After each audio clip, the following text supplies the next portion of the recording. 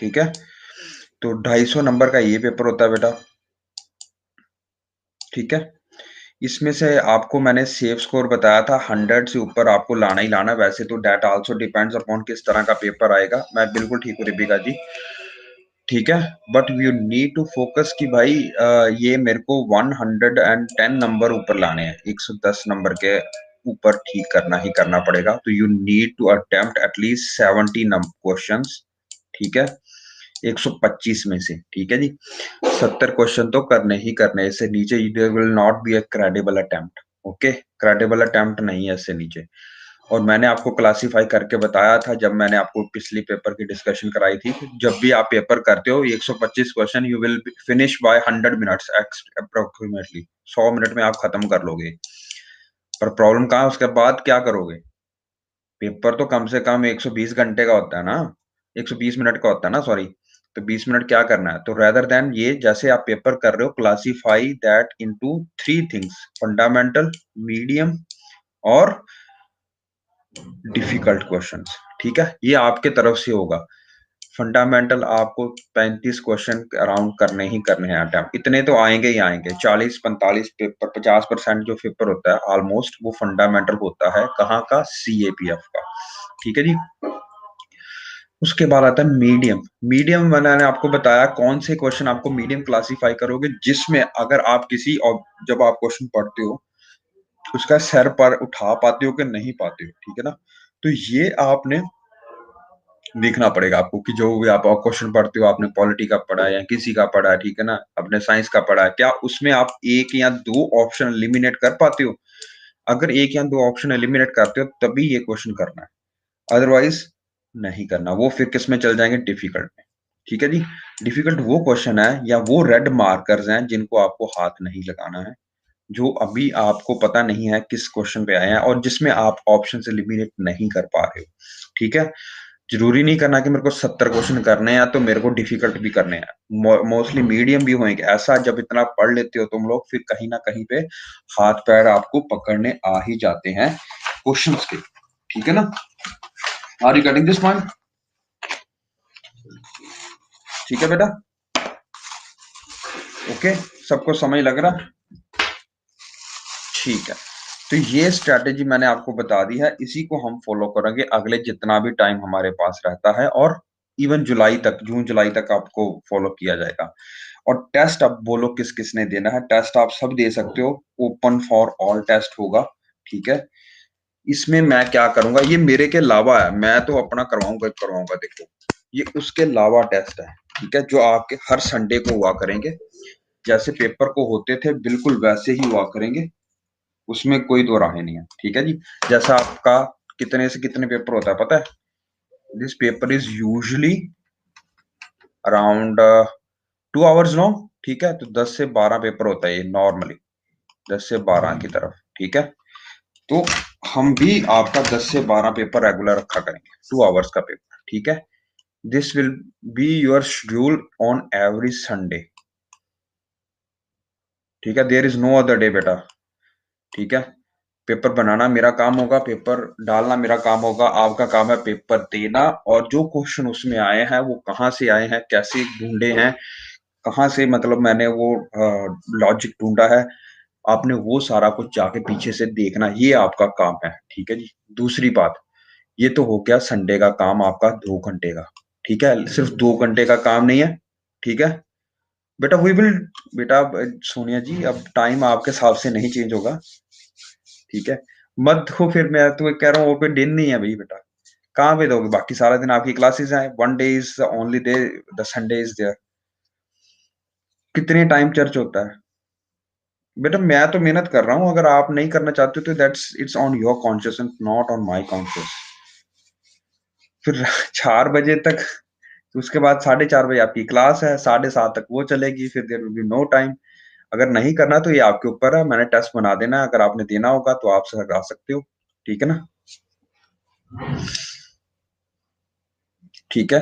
That depends upon you, ठीक है। उसके बाद में एक और चीज किया करेंगे हम, ये डिपेंड अपॉन, ये भी अगेन ऑप्शनल है, आप आना चाहते हो तो आ सकते हो, नहीं आना चाहते ना आओ। मैं पेपर बना दिया करूंगा, पेपर आपको मिल जाया करेगा सैटरडे को, दूसरा paper, paper 2, paper 2 will be the Saturday, ठीक है?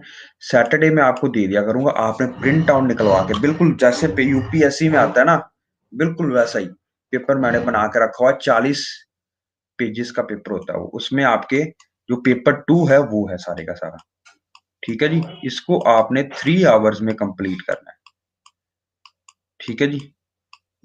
मैं तो बेटा चाहता हूँ कि 1 दिन पहले आप पेपर निकाल के रख लो, 2 से 5 भी आप दे सकते हो पेपर संडे को, मेरे हिसाब से तो। अगर नहीं दिन बन रहा संडे को आपको बिज़ी हो, you can give it on Monday, but not later than Monday. Paper का टाइमिंग वही होना चाहिए, 2 से 5। क्यों? क्यों मैं इतना एम्फसिस कर रहा हूँ 2 से 5? क्योंकि पेपर आपका फाइनल भी 2 से 5 को होगा। और अगर आप रेगुलरली अभी टेस्ट देना शुरू करते हो 2 से 5, तो उस टाइम भी दिमाग आपका काम करेगा। This is known as what is this is phenomena is known, क्या बोलते हैं इस फिनोमेना को biologically? You know this is phenomena is known as circulate rhythm बोलते हैं इसको, कोई मैं भूल गया उसका नाम। इस पे रिसर्च भी की थी और इस पे अभी पिछले साल वो भी मिला है, क्या कहते हैं, बायोलॉजिकल रिदम्स होते हैं वैसे, बायोलॉजिकल क्लॉक जिसको बोलते हो, बायोलॉजिकल क्लॉक। तो उसमें क्या होता है कि जब आप रेगुलरली एक तरह से एक दिन में वही काम करोगे बिना थके हुए, तो आपका ब्रेन यूजुअली अकम्पनीड हो जाता है कि उस टाइम भी आपको सोना नहीं है। सोना नहीं है मतलब आपके दिमाग में अच्छे आइडिया आएँगे, योर ब्रेन की productivity will go on increasing. अरे नहीं बेटा, वो भी करेंगे हम, सोनिया गिल जी, वो आपका मेरे जिस दिन मेरी क्लास होएगी उस दिन पेपर हुआ करेगा वो वाला टेस्ट, ठीक है? This is the strategy for CAPF 2020। ये आप सब दे सकते हो, सबके लिए ओपन है, ठीक है? पेपर मैंने आपका पेपर 2 वाला का फर्स्ट मॉक टेस्ट बना दिया हुआ है, इसका भी और इसका भी, ठीक है? तो मैंने तो बना दिया हुआ है, देना आपके ऊपर है। आकांक्षा जी यस, सब दे सकते हैं। अभी भी आप कोई डिफरेंट नहीं हो, अब आपको अभी से स्टार्ट करना पड़ेगा, तब जाके आपकी कोई लेवल ऑफ इम्प्रूवमेंट दिखेगी आफ्टर 1 या 2 इयर्स, ठीक है? जिन्होंने इस साल देना है या अगले साल देना है, जो ज़रूर दीजिए, निश्चिंत होके दीजिए वो पेपर, ठीक है जी? क्योंकि अभी अगर आप स्टार्ट करोगे तो only then you will be able to qualify, ठीक है जी? तो मेरा काम आपको क्वालीफाई कराना है, ठीक है जी? दूसरी बात है, ये जो आपने कर लिया, इसके अलावा there will be another strategy session, वो मैंने क्या डिवाइस किया है कि पेपर 2 में 6 क्वेश्चन आते हैं।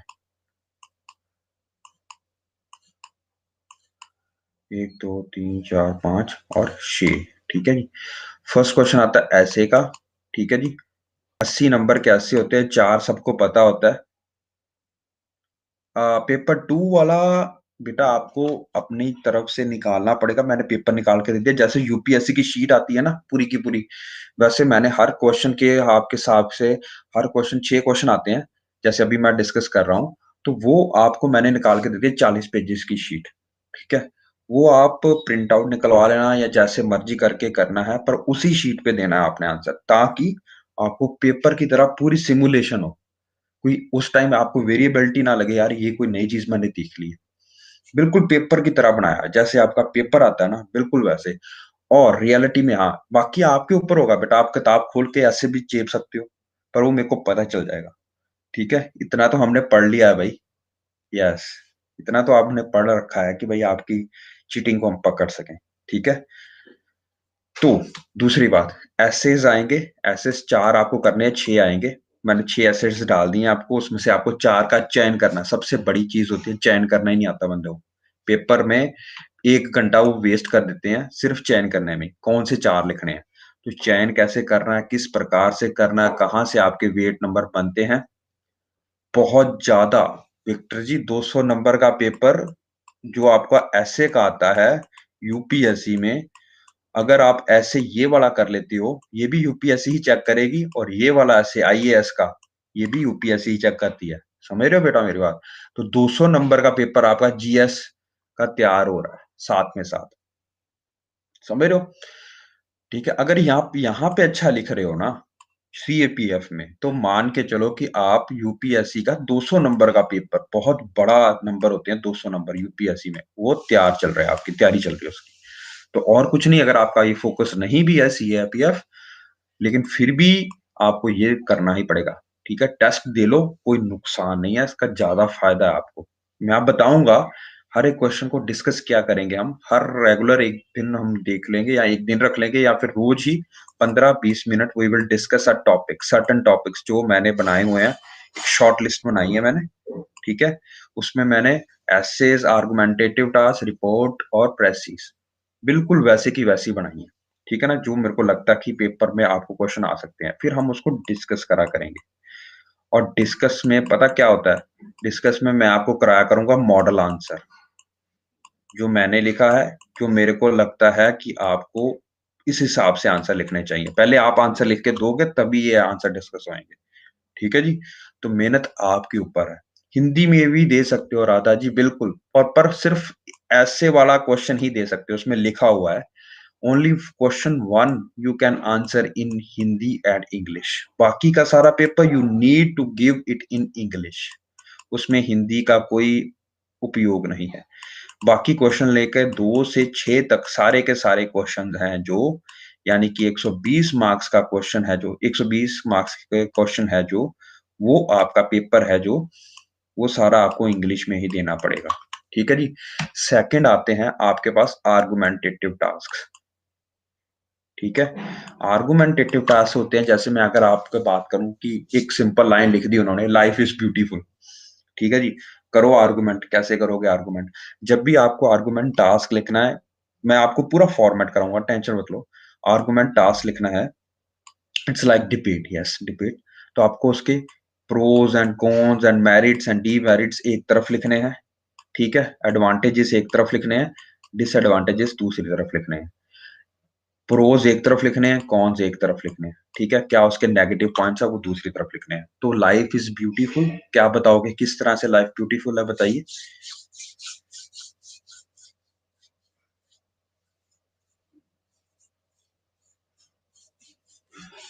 यस, जब आपने कर लिया बेटर तभी तो मैंने कहा इट इज़ अपॉन यू क्योंकि ऐसा काम हम पहली बार कर रहे हैं और ऐसा काम क्योंकि अभी तक इंस्टीट्यूट खुल भी नहीं रहे हैं और आई थिंक सेकंड वेव फिर आएगी, तो आपको ये आपके लिए बहुत बेनिफिशियल होगा। This will you be your added advantage.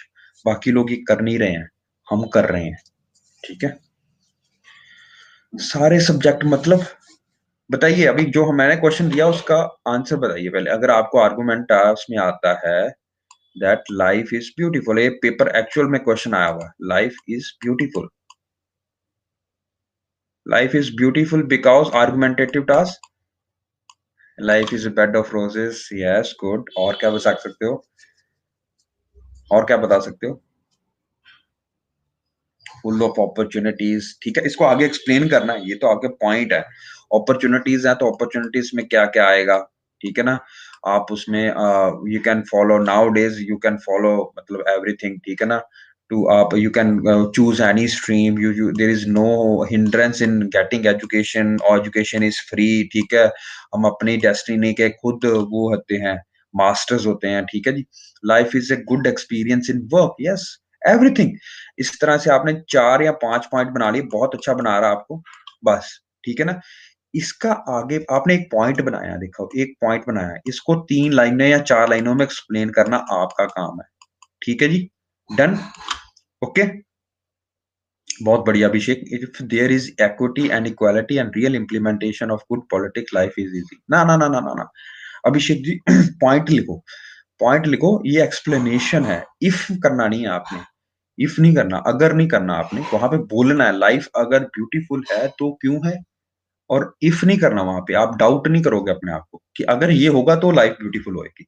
समझ रहे हो? ये चीज़ नहीं लिखनी है। वहाँ पे लिखना है लाइफ अगर ब्यूटीफुल है तो क्यों है? बहुत अच्छा वातावरण है, देयर आर ये ग्रोथ के लिए अच्छी अपॉर्च्युनिटीज़ है हमारे पास। अगर हम 100 साल पहले देखें तो वो ये होता था, अब ये होता है, ये एक्सप्लेनेशन है। ठीक है? और समझ रहे हो?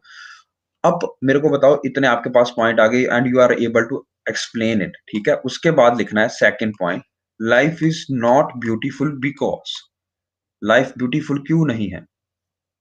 बिल्कुल लिख सकते हैं बलजीत कौर जी, बिल्कुल लिख सकते हैं। ऐसे को सिर्फ, ऐसे को सिर्फ, ठीक है जी? बताइए, life is not beautiful because क्या-क्या है? पॉल्यूशन लिख दो, पॉल्यूशन, ठीक है? या threat to diversity, threat to diversity, biodiversity, इतना कुछ पढ़ा है आपने। यस, टेंशंस, टेंशन के कारण, स्ट्रेस के कारण, ठीक है, बिल्कुल बहुत सही है। स्ट्रगल है वो टेंशन के अंदर ही आ जाएगी। अनएम्प्लॉयमेंट बहुत बढ़िया, ठीक है। सो मेनी प्रॉब्लम्स, ठीक है। तो 4.5 आपने इसके लिए लिख दिए। और एंड में क्या करना है? कंक्लूजन। कंक्लूजन क्या हो सकता है? यस, बिल्कुल बिल्कुल समझ रहे हो ना, कोई डिफिकल्ट बात तो नहीं है ना। बात क्या है कि अभी आपके दिमाग में आइडियाज बहुत हैं, बट आपको चैनलाइज नहीं करना आता आइडियाज को। जैसे मैं अगर बात करूं कि चैनलाइज कैसे करते हैं, कि भाई एक से दूसरा कैसे कनेक्ट करना है, ठीक है जी। यस, ग्लोबल वार्मिंग बहुत बढ़िया Rebecca ji, you know you have the ideas. हाँ, ऐसे ऐसे वैसे ऐसी है। चलो अच्छी बात है। इसी ऐसे वैसे अच्छा। तो मैं आपको बताऊंगा, आप जब ये कैसे चेक करोगे आप कि आप सही राह पे चल रहे हो कि नहीं। मेरे को जब आप आंसर, मेरे को और मैम को, दोनों को आपको आंसर फॉरवर्ड करने हैं। मैम कौन से हैं आपके? इंग्लिश वाले मैम, ठीक है जी। वो ग्रामेटिकली चेक कर लेंगे, मैं आपका यूपीएससी के वे से चेक कर, ठीक है जी। दोनों तरफ से आपका आंसर रेगुलर फीडबैक आपको मिलनी चाहिए, रेगुलर। समझ रहे हो? रिचा मैम, बिल्कुल रिचा मैम, ठीक है जी। तो उससे क्या होगा, आपका दोनों का फायदा हो जाएगा कि आपके आंसर में स्टैंडर्डाइजेशन आ जाएगी। आपको कोई भी टॉपिक आ जाए, आपको गप्पे मारनी आ जाएगी। Basically is nothing, I don't know why, but इसमें सीएपीएफ में after you become an assistant commandant also, तो बहुत सारी डिबेट्स होती हैं। तो उनको बड़ा ही ये होता है कि भाई एक व्यक्ति को प्रोज एंड कॉन्स हर चीज के पता होने चाहिए, ठीक है ना। किस तरह से हम डाटा इसमें लाएंगे वो भी मैं आपको कराऊंगा, टेंशन मत लो। हर एक चीज के चैलेंजेस भी कराएंगे हम आपको, अपॉर्चुनिटीज भी कराएंगे, ठीक है जी। तो वो स्ट्रेटेजी मैंने बना के रखी है। This is for argumentative task and this is very important. 40 marks की हैं, दो आपको करनी है, दो ही आएंगी और 40 मार्क्स की हैं। दिस इज, हाँ पूछो रिबिका जी, बहुत पूछो। तो this is very important. Report writing आती है इसके आगे। रिपोर्ट राइटिंग आप पढ़ते हो, आप सबने पढ़ी होगी, आपने कोई भी अंग्रेजी की अखबार पढ़ी होगी। जैसे आपको बोलो कि जीडीपी इज डिक्लाइनिंग, ठीक है ना, ये क्वेश्चन डाल दिया मैंने आपको कि जीडीपी इज डिक्लाइनिंग। अब पूछो सर आप इसकी रिपोर्ट राइटिंग कैसे करोगे? हमेशा इसको थर्ड पर्सन में लिखना होता है, प्रेजेंट टेंस में नहीं लिखते इसको। वो मैं कराऊंगा जब मैं करवाऊंगा, टेंशन मत लो। पर जीडीपी इज डिक्लाइनिंग को कैसे लिखोगे आप? क्या रीजन हो सकते हैं बताइए, ठीक है। और क्या रीजन हो सकते हैं, आप खुद लिखने से पहले डिस्क्राइब करो। और क्या रीजन हो सकते हैं जीडीपी इज डिक्लाइनिंग के? बिल्कुल वो हो गया, कोरोना हो गया, और कितना लिखना है? और बताओ।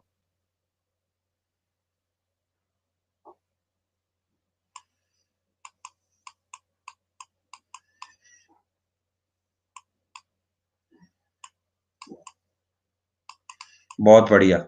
इन्फ्लेशन, बहुत बढ़िया।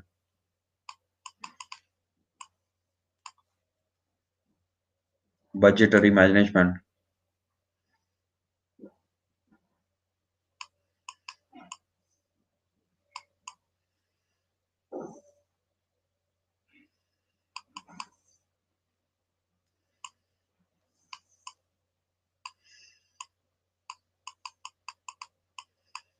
Physical weakening. पोल्यूशन कहाँ से ला रहे हो यार?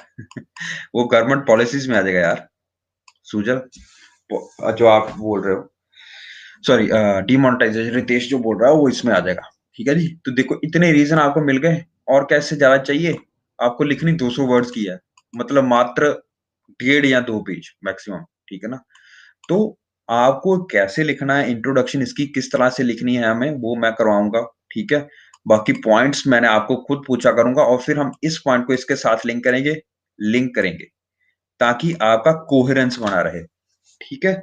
ऐसे ना लगे एग्जामिनर को कि भाई आप एक चीज लिख देते हो, उसके बाद कुछ मतलब नहीं बनता उसका, फिर दूसरी चीज लिख देते हो, बहुत अच्छी चीज लिखी है, पर उसको आगे जस्टिफाई नहीं कर पाते हो। इस तरह से नहीं करना है आपको। वो भी हम डिस्कस करेंगे कैसे इसको रिपोर्ट राइटिंग अच्छे से हम करेंगे। बहुत इसका मेरे पास क्वेश्चन बैंक बने हुए हैं, वी विल डिस्कस इट, ठीक है ना।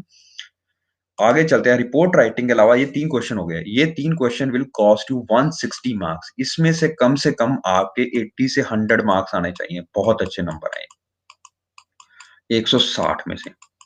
किस तरह आते हैं? जब आप रेगुलर प्रैक्टिस करोगे तब। और रेगुलर प्रैक्टिस कैसे होएगी, आपको इसके ऊपर क्या-क्या डालना है, सीज़निंग मैंने बताया था ना मैं कराऊँगा, सीज़निंग क्या होती है। सीज़निंग इसमें क्या-क्या है, इसमें आपको कोट्स कौन-कौन से लिखने हैं, कोट्स याद कैसे करने हैं, वो हम करेंगे। आपकी वोकैब कैसे डेवलप करनी है, वो मैं करूँगा। ठीक है जी? मेहनत आपको करनी पड़ेगी। मैं आपको रास्ता दिखा सकता हूँ, रास्ते में ये भी बता सकता हूँ कैसे चलो, पर मेहनत तो आपको करनी है ना, चलना आपको है। ये 160 नंबर का पेपर है आपका। बाकी इसके बाद आता है प्रेसी राइटिंग, वो मैं आपको टेस्ट में डाली हुई है। जिस तरह से आएगा आपको प्रेसी राइटिंग किस तरह से आएगी, जो आंसर शीट में लिखनी है, इस तरह से आएगा वो, टेबल बना हुआ। 5 वर्ड्स ऐसे होते हैं, 5 मार्क्स के होते हैं। वो मैंने बिल्कुल वैसे ही बना के भेजा हुआ है। तो अगर आपको 330 वर्ड्स आए हैं, तो normally we expect you to write 110 words में उसकी प्रेसी। ठीक है? इसके बाद रीडिंग एंड कॉम्प्रिहेंशन आएगा। ठीक है?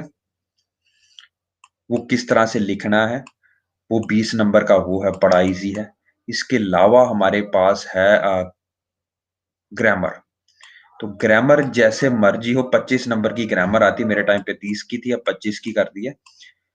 This is so easy. ये तो छोड़ ही नहीं सकते हो। अगर आपने सीडीएस अच्छे से तैयारी की हुई है इंग्लिश की, तो ये 25 नंबर आपके हाथ में पड़े हैं, क्योंकि ये 25 नंबर आर वेरी स्कोरिंग, इसमें से 20 नंबर भी आ सकते हैं आपके, बड़े आराम से।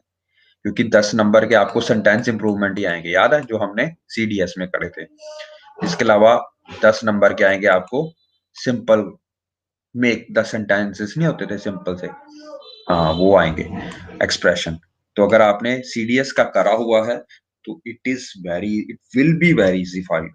तो रीडिंग एंड कॉम्प्रिहेंशन किस तरह से करनी है, प्रेसी राइटिंग किस तरह से करनी है, these I want at least you should get at least 100 से 120 नंबर। अगर आपके इतने नंबर आ रहे हैं, you will definitely qualify for paper physical examination.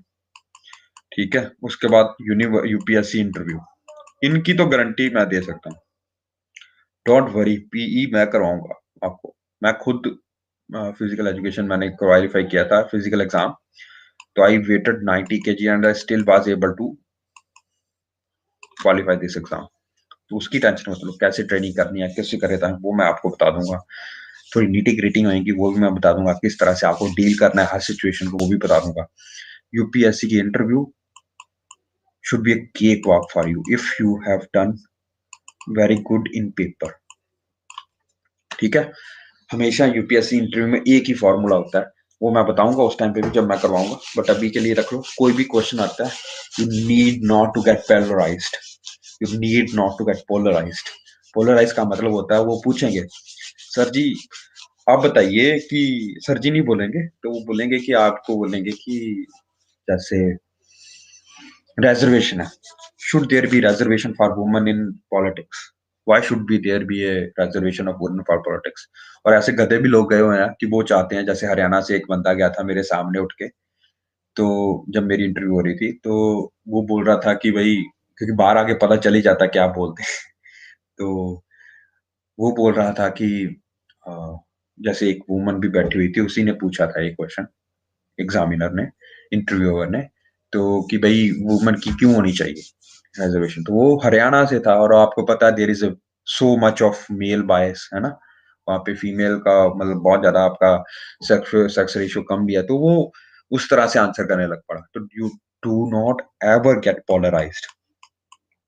Religion पे आपको घुमाने की कोशिश करेंगे, ठीक है? पॉलिटिक्स में घुमाने की कोशिश करेंगे, you need not to get polarized. ठीक है? ये चीज नंबर 1 पे होती है। दूसरी बात है, हर चीज को ब्लंट करो।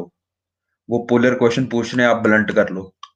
ठीक है? वो मैं कराऊंगा कैसे ब्लंटिंग स्ट्रेटेजीज क्या होती हैं, कि कोई आपसे पोलराइज क्वेश्चन पूछ रहा है, आप रिलीजन पे क्वेश्चन पूछ रहा है, किसी एक समुदाय पे क्वेश्चन पूछ रहा है, किसी एक जाति पे क्वेश्चन पूछ रहा है, तो उसको कैसे ब्लंट करना है। ठीक है? नहीं, उसके अटैक को ब्लंट करना होता है, वो मैं कराऊंगा। ब्लंटिंग स्ट्रेटेजीज होती है अपनी अपनी प्रॉपर। तो पूरा स्ट्रेटेजी बनी हुई है, टेंशन मत लो। आप अच्छे हाथों में हो, बट आपको मेहनत अच्छी करनी पड़ेगी, ये आपका काम है। ठीक है जी? तो we will discuss all the strategies once you start giving me the answers, क्योंकि आप मेरे को लिख के नहीं बताओगे तो मैं कैसे जान पाऊंगा कि आपकी गलती कहाँ पे है। ठीक है? अरे कौन सा सब्जेक्ट का टेस्ट नहीं होता बेटा, ये जर्नल टेस्ट होता है जी, बलजीत कौर जी। ठीक है? यही पेपर आपको पेपर में आएगा, फाइनल जब मैं जैसे मैं करा रहा हूँ। और ये नहीं होता कि भाई साइंस का टॉपिक आता है, साइंस का टॉपिक जैसे है वो आपको पेपर 1 के लिए नेसेसरी है, वो है multiple choice question, MCQ based question. ये जो मैं करवा रहा हूँ वो है रिटन पेपर, ये उसी दिन होगा 2 से 5, पहले 10 से 2 फिर 2 से 5। Done? Are you getting this point? तो ये आपको स्ट्रेटेजीज मैंने बता दी है। We will discuss it this most probably this Sunday we will have it general test. अभी टेस्ट में घबराना मत, टेस्ट में जैसे भी मार्क्स आएंगे आपके फर्स्ट पेपर में, ठीक है, आपको मैं आपको कट ऑफ बता दूंगा। आपका ध्यान कहाँ पे होना चाहिए कि किस लेवल के क्वेश्चन आते हैं, कहाँ पे क्वेश्चन आते हैं और कहाँ पे इसको डील करना है, ठीक है जी। वो मैं अब आपको कराना चाहता हूं क्योंकि आप पेपर में कंफ्यूज ना हो, क्योंकि देयर इज सो मच। आप सोचो कि एक पहले तो आप सुबह दिमाग का दही होता है और फिर शाम को दिमाग का दही बहुत ज्यादा होता है, 2 से 5, ठीक है। ये असली दही होता है यहाँ पे दिमाग का। ये बहुत बड़ा पेपर होता है, 6 क्वेश्चन करना मतलब बहुत बड़ा पेपर है। 4 ऐसे लिखना एंड ईच ऐसे शुड बी 300 वर्ड्स, ठीक है। कितने हो गए? 1200 वर्ड्स ये। आर्गुमेंटेटिव टास्क 2 लिखने हैं, ई शुड बी एटलीस्ट 250 वर्ड्स। कितने हो गए? 500 वर्ड ये। 2 आपने लिखने हैं, क्या कहते हैं, रिपोर्ट राइटिंग। कितने वर्ड हो गए? Each should be 200 words, 400 word ये, ठीक है। बाकी आपका रीडिंग कॉम्प्रीहेंशन है, वो आपको ऐसे ऐसे बेस लिखने हैं। हर एक question should be 30 to 40 words, 40 words into 5 questions, that should be 200 words वो, ठीक है। प्रेसी राइटिंग 130 40 120 वर्ड्स लगा के चलो ऑन द एवरेज, ठीक है। उसके बाद ग्रामर है, वो आप चलो छोड़ सकते हो, उसको ना काउंट कर लो। लगा के देखो कितने वर्ड्स बोले हैं, कितने वर्ड्स बने भाई, लगाओ जरा के साहब। 1100, 1200, 1200 और that is close to 20 words, ठीक है। दिमाग देखो, और देखो साइंस वाले का कितना अच्छा दिमाग होता है, इतने वर्ड्स आपको कम से कम लिखने हैं, ठीक है जी। Divided by 3 hours, that means you should be at least be getting 800 something words an hour per hour। समझ लग रहा है वो?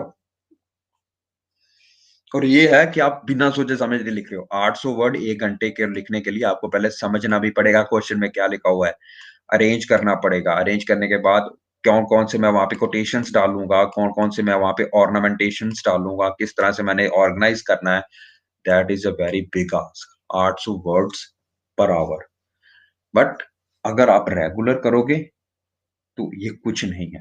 पेपर पूरा करना है 3 घंटे में, ये जरूरी है।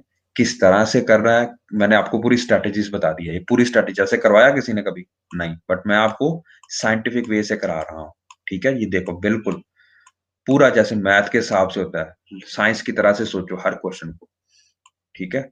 कि मेरे को कम से कम 800 वर्ड लिखने हैं। ये आपकी स्पीड अभी ना 400 वर्ड की भी नहीं है, मैंने बता दिया। 400 वर्ड की भी नहीं। अगर मैं आपको अभी बोलूंगा ना कि एक ऐसे लिखो, सिर्फ एक ऐसे लिखो, आप 3 घंटे में एक ऐसे लिखोगे, ठीक है। तो एक ऐसे करके थोड़ा अपने पास होना है। आपको पास करने के लिए क्या चाहिए? एक ब्रॉडर स्ट्रेटेजी चाहिए, इतनी स्पीड चाहिए। स्पीड, एक्यूरेसी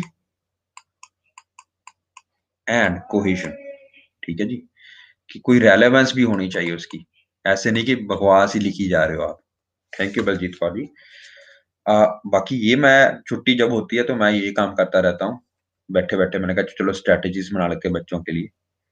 ये पढ़ सकते हो, अभी भी आप डेवलप कर सकते हो, जो इस साल देना चाहते हैं। अगले साल के लिए तो बहुत ही अच्छा टाइम है कि अगर आप अगले साल भी दोगे पेपर, आपके पास टाइम है और आपकी एज है, तो ये स्ट्रैटेजी बहुत ईज़ी है। अगर आप इतना टाइम अगर आप रेगुलर भी कर लोगे, हर वीकेंड पे मेरे को एक आंसर भी लिख के बता दोगे, एक पेपर भी करके दिखा दोगे, फाइनल जब आप पेपर में बैठोगे ना, तब आपको ये नहीं लगेगा यार शायद मैं और मेहनत कर लेता तो नहीं होता, या मेरे को रिवाइज करने में आ रहा है। आप जब पेपर बैठे देखोगे ना, आपके पास 20 इंफॉर्मेशन होंगी हर चीज, हर क्वेश्चन के आपके पास 20 क्वेश्चन होंगे, 20 छोटे छोटे होंगे। हाइट आई थिंक आप नेट पे चेक कर लो, I think 157 centimetre for the girls and 170 centimetre for the boys. बाकी फिजिकल एक बार आप ये क्वालिफाई कर लो, फिजिकल निकालना, कैसे निकालना, किस तरह से निकालना, we will do this also. और जो सीडीएस क्वालीफाई भी करेंगे इस बार, ठीक है ना, जिनको लग रहा है उनका क्वालीफाई हो जाएगा। क्वालीफाई का मतलब मेरा है, तात्पर्य है जिन्होंने 100 में से 60 क्वेश्चन इंग्लिश के ठीक किए हुए हैं, 60 एंड 33 क्वेश्चन आपने पेपर 2 के ठीक किए हुए हैं, जनरल साइंस के, जनरल एप्टीट्यूड के। और अगर आपने मैथ का किया तो इतने क्वेश्चन मात्र उसमें भी ठीक किए हैं, तो आपके नंबर आएगा, आपको कॉल आएगी आएगी बेटा। 33% बोल रहा हूँ मैं, और 60% बोल रहा हूँ, नंबर नहीं है ये, ठीक है। जिनको लग रहा है इनके नंबर आ जाएंगे वो मेरे से कांटेक्ट करें, ठीक है। मैं उनको अभी से एसएसबी की तैयारी करवा देता हूँ, स्टाफ सिलेक्शन बोर्ड की, ठीक है जी। उसका अलग से टेंशन आप मत लो, किस तरह से करना है, कैसे करना है, उसकी भी प्रॉपर स्ट्रेटेजी है, प्रेजेंटेशंस बनी हुई है मेरे पास। बड़ा मेहनत किया बेटा, टेंशन मत लो, अपने आप टाइम पे मैंने बहुत मेहनत किया है। इसी बार 3 बार कॉल आया मेरे को बिना वजह, 3 बार I was able to justify. चलिए आगे चलते हैं। तो start with our today's lecture, this is broader strategy, we will start with implementing this strategy from Sunday, ठीक है। टाइम कैसे निकालना, कब निकालना है, और मेरी शिकायत मत करना कि सर ने बोला कि संडे को मैं टेस्ट ले रहा हूँ। मेरा को कोई बात नहीं है बेटा, मैं छोड़ दूंगा टेस्ट लेना, ठीक है। That is your on your conscious what you want to do. Sunday is the only day, ठीक है जी, मेरे हिसाब से, क्योंकि संडे को ही आपका पेपर है, पहली बात। दूसरी बात, अगर आप 10 से 12 और 2 से 5 रेगुलर टेस्ट दिया करोगे, तो there will be very beneficial for you, आपकी बायोलॉजिकल क्लॉक सेट हो जाएगी उस टाइम पे, ठीक है। Biological clock will be set at that time, ठीक है जी। भाई मेरे को पेपर देना, 2 से 5 रेगुलर मेरे को सोना नहीं है, no sleeping during these 2 hours, बाकी सारा दिन सो, लेकिन इन 2 टाइम पे आपको सोना नहीं है बिल्कुल, ठीक है। दैट इज अपॉन योर बेटा, that I don't want to delve in, ठीक है जी। अगर आप नहीं दे सकते 2 से 5 संडे को, due to this, you can give on Monday, but no later than Monday. I will give you the paper on Saturday evening, ठीक है। पेपर 2 की बात कर रहा हूँ, पेपर 1 तो आपका पूरा 10 से 12 रेगुलर संडे को हुआ रहेगा, ठीक है जी। On Saturday evening I will give you the paper 2, उसका आपने प्रिंट निकालना है जहां से भी जाके, दैट इज अपॉन यू, ठीक है जी। पेपर से आप प्रिंट निकालो, 40 क्वेश्चन पेपर्स का 40 पेपर लगेंगे उसमें। आप पेपर 1 का जो बाहर वाला हिस्सा है वो छोड़ सकते हो, बट उसी पेपर पे आपको करना है। किस तरह से पेपर मैं आज आपको दिखा भी देता हूँ, लेट मी शो यू, ठीक है जी। मैंने जो पेपर बनाया हुआ है, late me show you, late me show my screen sharing also, let me share my screen.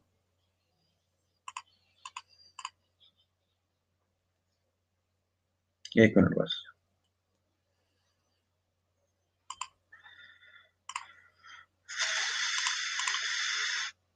दिख रहा है बेटा?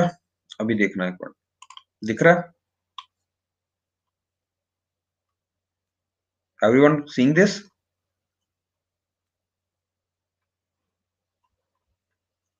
इंस्ट्रक्शंस जरूर पढ़ने।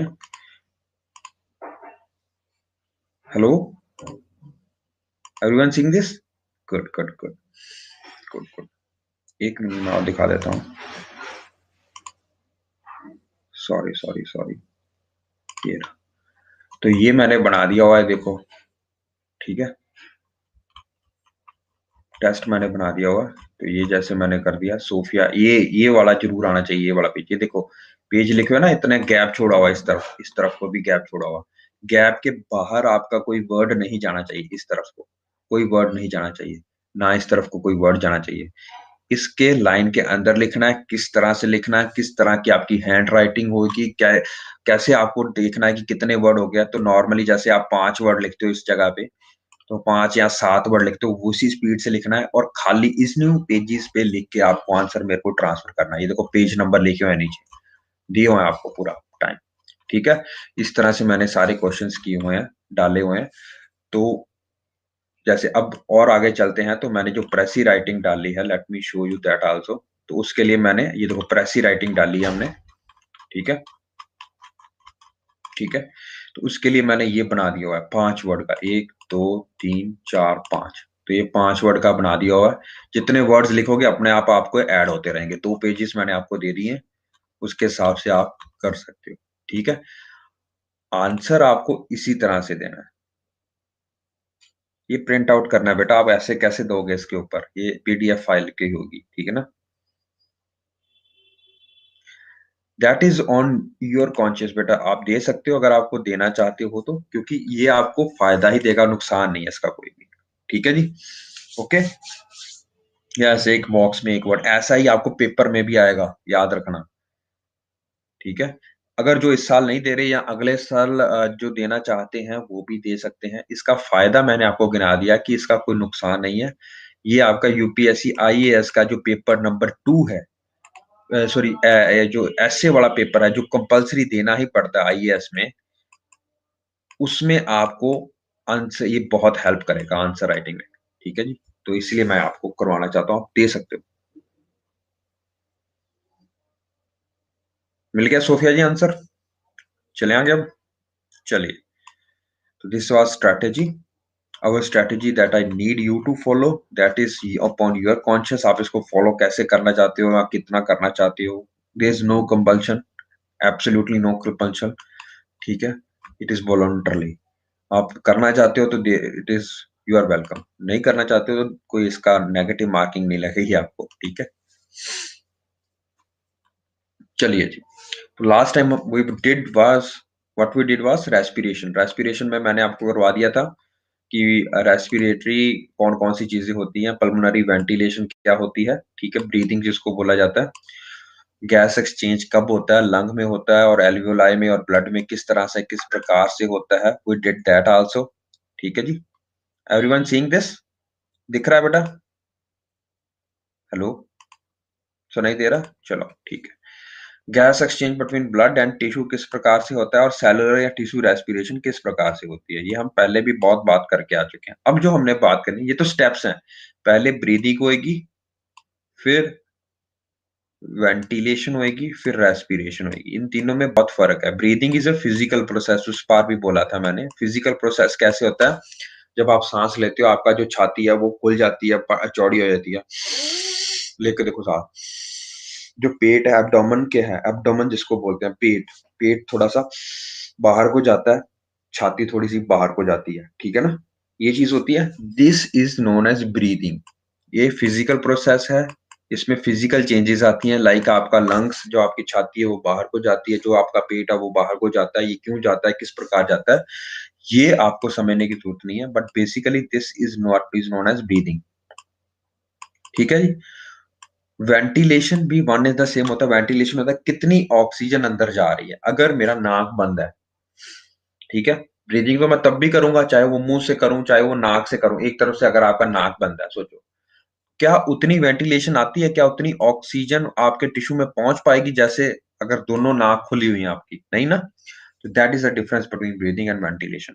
Ventilation is the amount of oxygen that is available for your alveoli, ठीक है जी? बहुत चीजें हो सकती है, कई बार क्या होता है कि छाती जाम हो जाती है, जिसको आप बोलते हैं लोअर रेस्पिरेटरी ट्रैक्ट इन्फेक्शन, एलआरटीआई, जो कि कोरोना है। Corona is a lower respiratory tract infection, यानी कि आपकी ट्रेकिया के बाहर में, बाद में लंग्स की ये प्रॉब्लम है, ठीक है जी? ट्रेकिया तक इट इज अपर रेस्पिरेटरी, ठीक है, यहां तक, ओके, यस।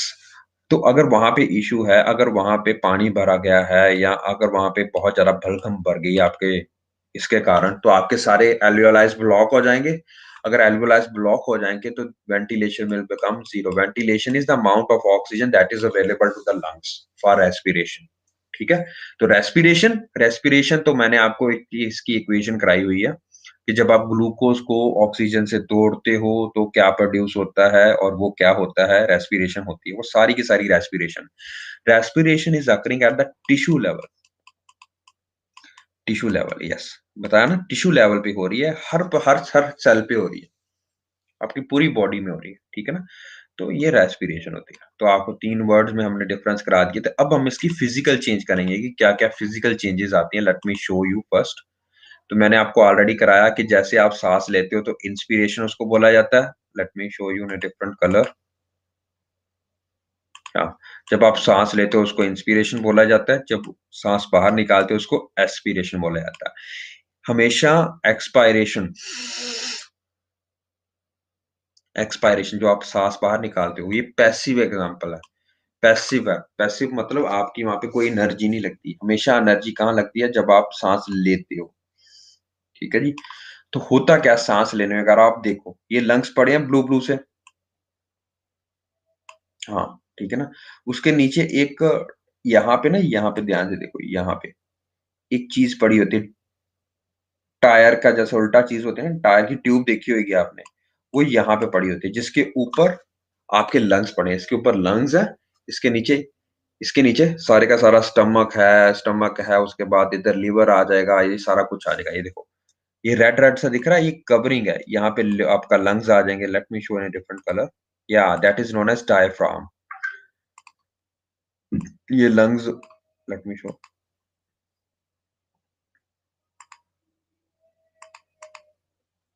यहाँ पे आपका लंग्स आ जाएगा।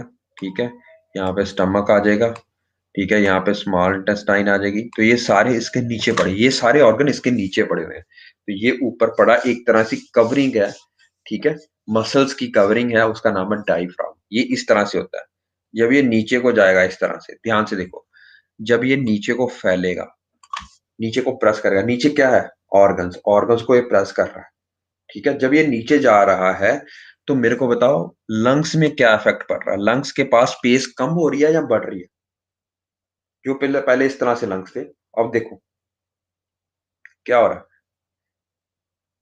Late me show you. लग रहा पता बेटा? इधर देखो, दिस इज लंग्स, ये दिस लंग्स। ठीक है, ये है उसके नीचे पड़ा हुआ डायफ्राम। ठीक है, ये डायफ्राम है। अभी नॉर्मल ये पोजीशन है। जब आप सांस लेते हो तो ये नीचे फैल जाता है, पेट बाहर निकल रहा है। पेट बाहर क्यों निकल रहा है बताइए, खुद सोचो। पेट बाहर क्यों निकलेगा? क्योंकि स्पेस बढ़ रही है। नीचे कौन कंप्रेस कर रहा है? यस। ठीक है, तो नीचे कौन कंप्रेस कर रहा है? ध्यान से बताओ। डायफ्रागम, ये डायफ्राम ये नीचे को कंप्रेस कर रहा है। इसके नीचे क्या पड़ा हुआ देखो, इसके नीचे क्या पड़ा हुआ? यहाँ पे लिवर। ठीक है, और यहाँ पे स्टमक, यहाँ पे स्मॉल इंटेस्टाइन। ठीक है, तो जब ये इस तरफ नीचे को प्रेस करेगा, खुद देखना। ठीक है, नीचे को प्रेस कर रहा है तो पेट बाहर जा रहा है। तो जब आप सांस लेते हो, पेट अपने आप बाहर जाता है। लग गई समझ? अब मेरे को बताओ, ये ऊपर वाला हिस्सा है आपका, क्या है ये? लंग्स। लंग्स फ्लैट हो गए, लंग्स फ्लैट हो गए। तो लंग्स जब फ्लैट होंगे तो स्पेस अंदर लंग्स के कम होएगी या बढ़ेगी? बताइए ध्यान से।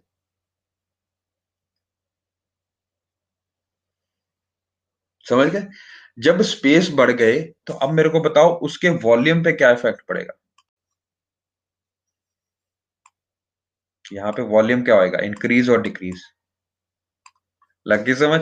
जब वॉल्यूम इंक्रीज हो जाएगा तो आप सबने एक रिलेशन पढ़ा होता है, बॉयल्स लॉ।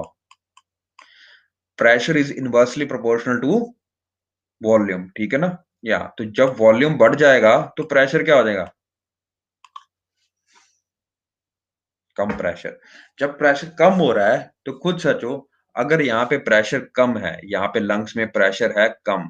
ठीक है, बाहर प्रेशर कितना है? 1 एटमॉस्फेयर, कंपैरेटिवली ज्यादा है। ठीक है, तो एयर कहां से आएगी? बाहर से अंदर की तरफ। लगता है हाई टू लो, आपके बाहर से आपके अंदर की तरफ। Are you getting this point? ठीक है, गुड। तो आपको रेस्पिरेशन समझ लग गई। कितनी की बड़ी डिफिकल्टी, यही आपको मेडिकल साइंस में कराया जाता है। थोड़ा सा और बीच में कुछ और ऐड हो जाता है, लेकिन अभी के लिए बस इतना समझ लो। समझ लग गई? It's easy.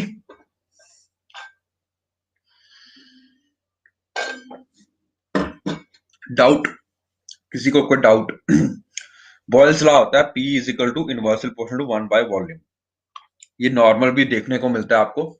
जैसे जैसे आप प्रेशर कम करते हो, वॉल्यूम बढ़ जाता है। जैसे जैसे आप प्रेशर बढ़ाते हो, वॉल्यूम कम हो जाता है। ये आप नॉर्मल चीजों में भी देखने को मिलता है, आपको नॉर्मल प्रोसेसेस में भी। ठीक है, और एक्सपायरेशन में क्या होगा? एक्सपायरेशन ये तो क्या, इंस्पिरेशन। ठीक है जी, हवा अंदर आ गई, हवा अंदर आ गई, उसके बाद एक्सपायरेशन होते हैं, बाहर निकलती है ना। बाहर कैसे निकलती है? जो डायफ्रागम है, फिर से नीचे आ जाओ, ये नीचे वाला डायफ्राम है, सॉरी ये वाला नीचे वाला डायफ्राम है। ये पहले ऐसे था, इंस्पिरेशन पे ऊपर वाला कैसे था, जो ऊपर लंग्स है वो इस तरह से फैल गए, पहले नॉर्मल इस तरह से थे, अब ये है। अब क्या करेगा, ये कॉन्ट्रैक्ट करेगा। जब ये ऊपर को जाएगा, पेट क्या हो रहा है, अंदर को जाएगा कि बाहर को जाएगा, बताइए।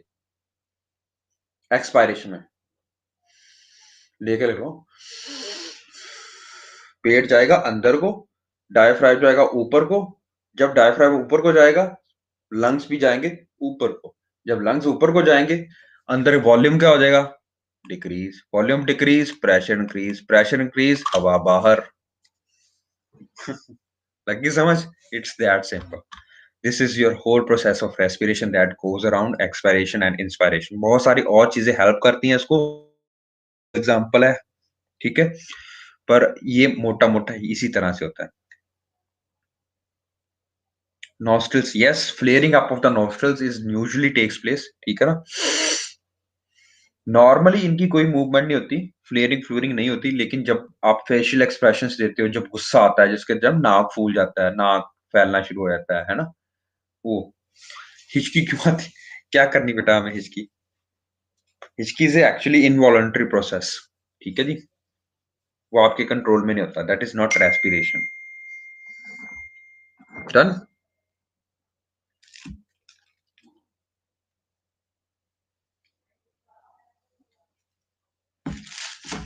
चलिए, तो यही आपको यहाँ पे एक्सप्लेन किया गया। देखो, इंटरकॉस्टल मसल्स कौन से होते हैं, रिब्स होती है ना, रिब्स। रिब्स के अंदर एक मसल्स लगे होते हैं जो अटैच करते हैं अपने आप को।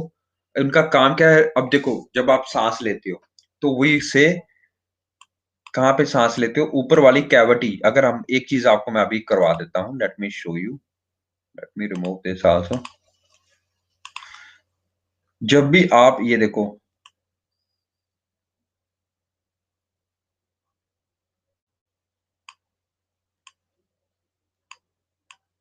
बहुत गंदी ड्राइंग है पर समझ लेना भावनाओं को, ठीक है, ठीक है। इसका टिड कहीं और ही जा रहा है। चलिए, पेट बाहर को आप सामने लो, ठीक है। तो यहाँ पे लंग्स हैं, और यहाँ पे आपका हार्ट पड़ा हुआ है, इस तरफ को हम पढ़ के आए थे, है ना। बुढ़ा है बेचारा।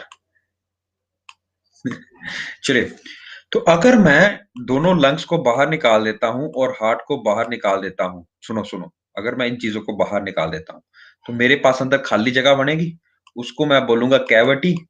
ये तो ठीक है ना सबको, समझ लग गई, ठीक है। अब क्योंकि ये थॉरक्स है, ये वाला एरिया, मैं अब बोलता हूँ छाती को इन इंग्लिश, तो छाती की अंग्रेजी होती थॉरक्स। तो मैं इसको इसका लग सकता हूँ थॉरक्स कैविटी। थोरक्स कैविटी है, खाली जगह है, खाली जगह मतलब, समझ लग गया, ठीक है।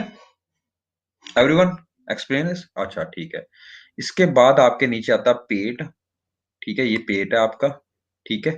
इसको मैं बोलता हूं, पेट को हम बोलते हैं एब्डोमेन, इंग्लिश में एब्डोमेन। अगर मैं यहाँ के सारे कंटेंट्स, यानी कि लिवर हो गया, यहाँ पे स्टमक हो गया, यहाँ पे किडनीज होगी, यहाँ पे आपका सारे का सारा छोटी और बड़ी आंतड़ियां होगी, इन सबको निकाल देता हूं, तो क्या बनती है, एब्डोमिनल कैविटी। लग गया समझ? ये समय लग गया, गुड। अब एक क्वेश्चन और आया था जो पेपर में भी आता है, पैनक्रियास, हाँ मैंने साहब मोटा मोटा बोल दिया है, समझो, भावनाओं को समझा करो। सब नहीं बोल सकते, ठीक है, वो भी करवाना भी है, ठीक है, गुड, अगर आपको पता है हेमराज। अगर मैं सिर्फ हार्ट को बाहर निकालता हूं, ठीक है, सिर्फ हार्ट को, दोनों लंग्स पड़े हुए हैं, जो बीच वाली कैविटी जहां पे हार्ट था, उसको क्या बोलते हैं, मीडियास्टिनम। क्या बोलते हैं, मीडियास्टिनम। ये क्या है, जब हार्ट को निकाला जाता है, उसकी कैविटी जहां पे हार्ट पड़ा होता है, उस कैविटी को बोला जाता है, लंग्स को नहीं, मीडियास्टम। क्या बोला जाता है, मीडियास्टम। इसको थोरैक्स भी बोल सकते हैं, थोरैकिक भी बोल सकते हैं।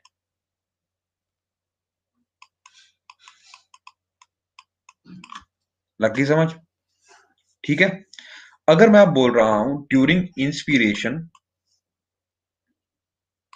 during inspiration, what happens to the abdominal pressure? Intra abdominal pressure, कोई बड़ी टर्म नहीं बोली। देखो, इंट्रा का मतलब होता है अंदर, एब्डोमन का मतलब पेट में, प्रेशर का मतलब समझ रहे हो आप। इंट्रा मतलब पेट के अंदर का प्रेशर जब मैं सांस लेता हूं तो क्या होगा, बढ़ेगा या कम होगा, बताइए, खुद से बताओ। वो फूल रहा है, उसका वॉल्यूम इंक्रीज हो रहा है, वॉल्यूम इंक्रीज हो रहा है तो प्रेशर क्या होगा, लग गई समझ। अगर मैं बोल रहा हूँ during inspiration what is happens in intrathoracic pressure, what happens to intrathoracic pressure. Intra मतलब अंदर, ठीक है, थोरेसिक मतलब थोरैक्स में, ठीक है, प्रेशर मतलब समझ रही हो, इंट्राथोरेसिक प्रेशर, लग गई समझ। यस, बिल्कुल भी ना, बिल्कुल सही बात है। तो क्या होगा, इंक्रीज होगा या डिक्रीज होगा, खुद बताओ। छाती फैल रही है ड्यूरिंग इंस्पिरेशन, छाती फैल रही है, वॉल्यूम इंक्रीज हो रहा है, वॉल्यूम इंक्रीज हो रहा है, प्रेशर डिक्रीज हो रहा है। तो intrathoracic pressure decreases, intra abdominal pressure decreases. कौन सी बड़ी बात है। अब इंट्राथोरेसिक वॉल्यूम पे क्या इफेक्ट पड़ेगा, that will increase. Intrathoracic intra abdominal volume increases. तो ये अंग्रेजी डाल दी, यही मेडिकल साइंस है सारी की सारी।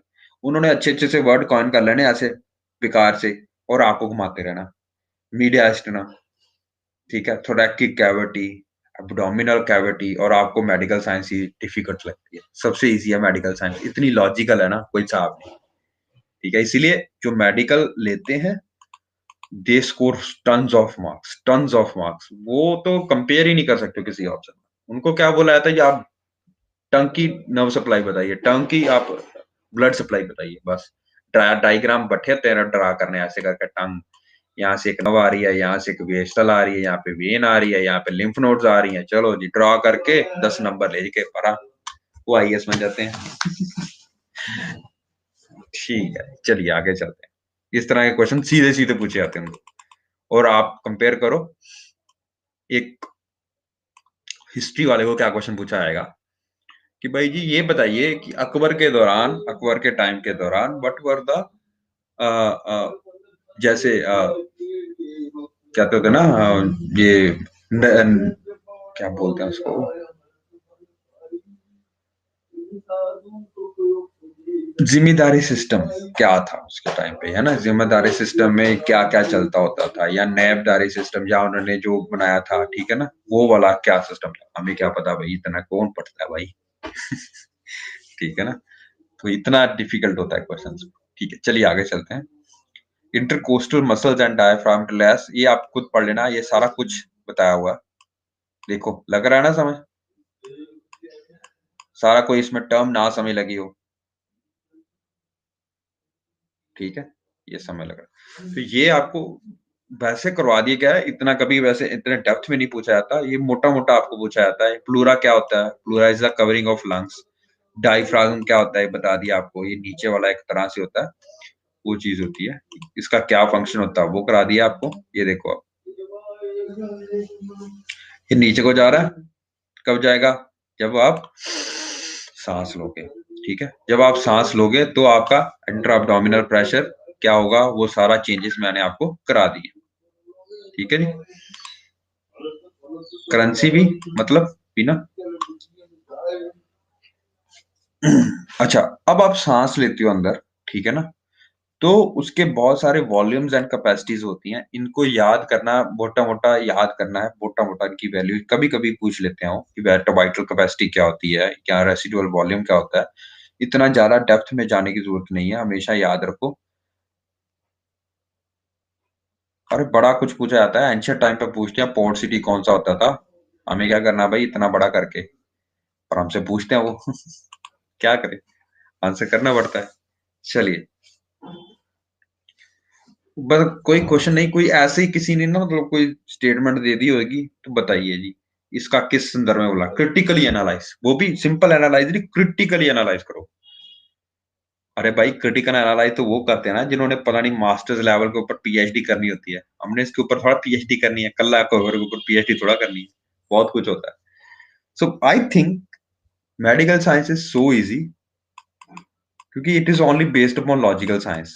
या आप इसी टर्म पे मैथ जिसने किया होगा, एमएससी मैथ किया होगा, फिजिक्स किया होगा, they will find it so easy, क्योंकि वहां पे आपको फुल नंबर मिल सकते हैं। अगर आपका आंसर सही है, फॉर्मूला सही है, you will get the full marks.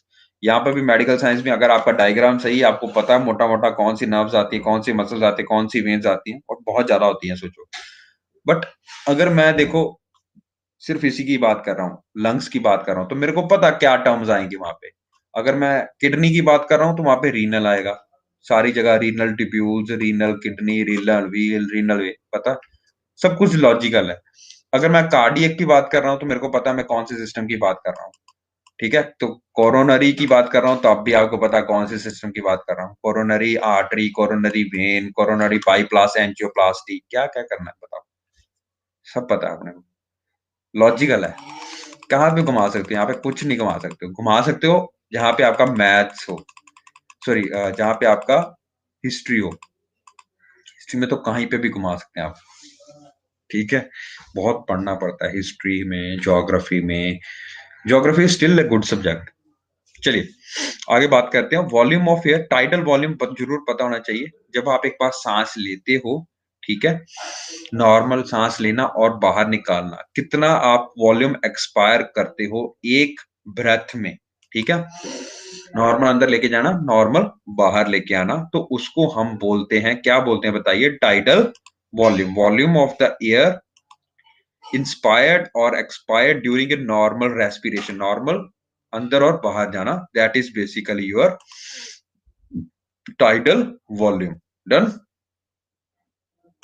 लगी समझ। कितना होता है, 500 ml होता है। ये देखो टाइडल वॉल्यूम लिखा है, टीवी लिखा ना टाइडल वॉल्यूम। एक मिनट में कितना हो जाएगा, इतना मिनट पर मल्टीप्लाई बाय 12 कर दो, और क्या करना है, सॉरी ठीक है, लगी समझ। पर मिनट इतना होता है एक ब्रीदिंग, और एक ब्रीदिंग नॉर्मल रेस्पिरेटरी रेट क्या होता है, 70 to 72, नहीं सॉरी सॉरी सॉरी, नॉर्मल होता है I think, let me tell you, approximately 12 to 20 breaths per minute. ठीक है, नॉर्मल अगर आप एक मिनट में 12 से 20 रेस्पिरेटरी रेट होता है आपका, 12 से 20 होता है नॉर्मली, तो 12 से 20 होता है आपका नॉर्मल, एक ही मिनट में इतनी बार आप सांस लेते हो। तो मल्टीप्लाई, अगर हम लोअर लिमिट को भी मल्टीप्लाई करते हैं 500 से, तो 6000 बन जाता है।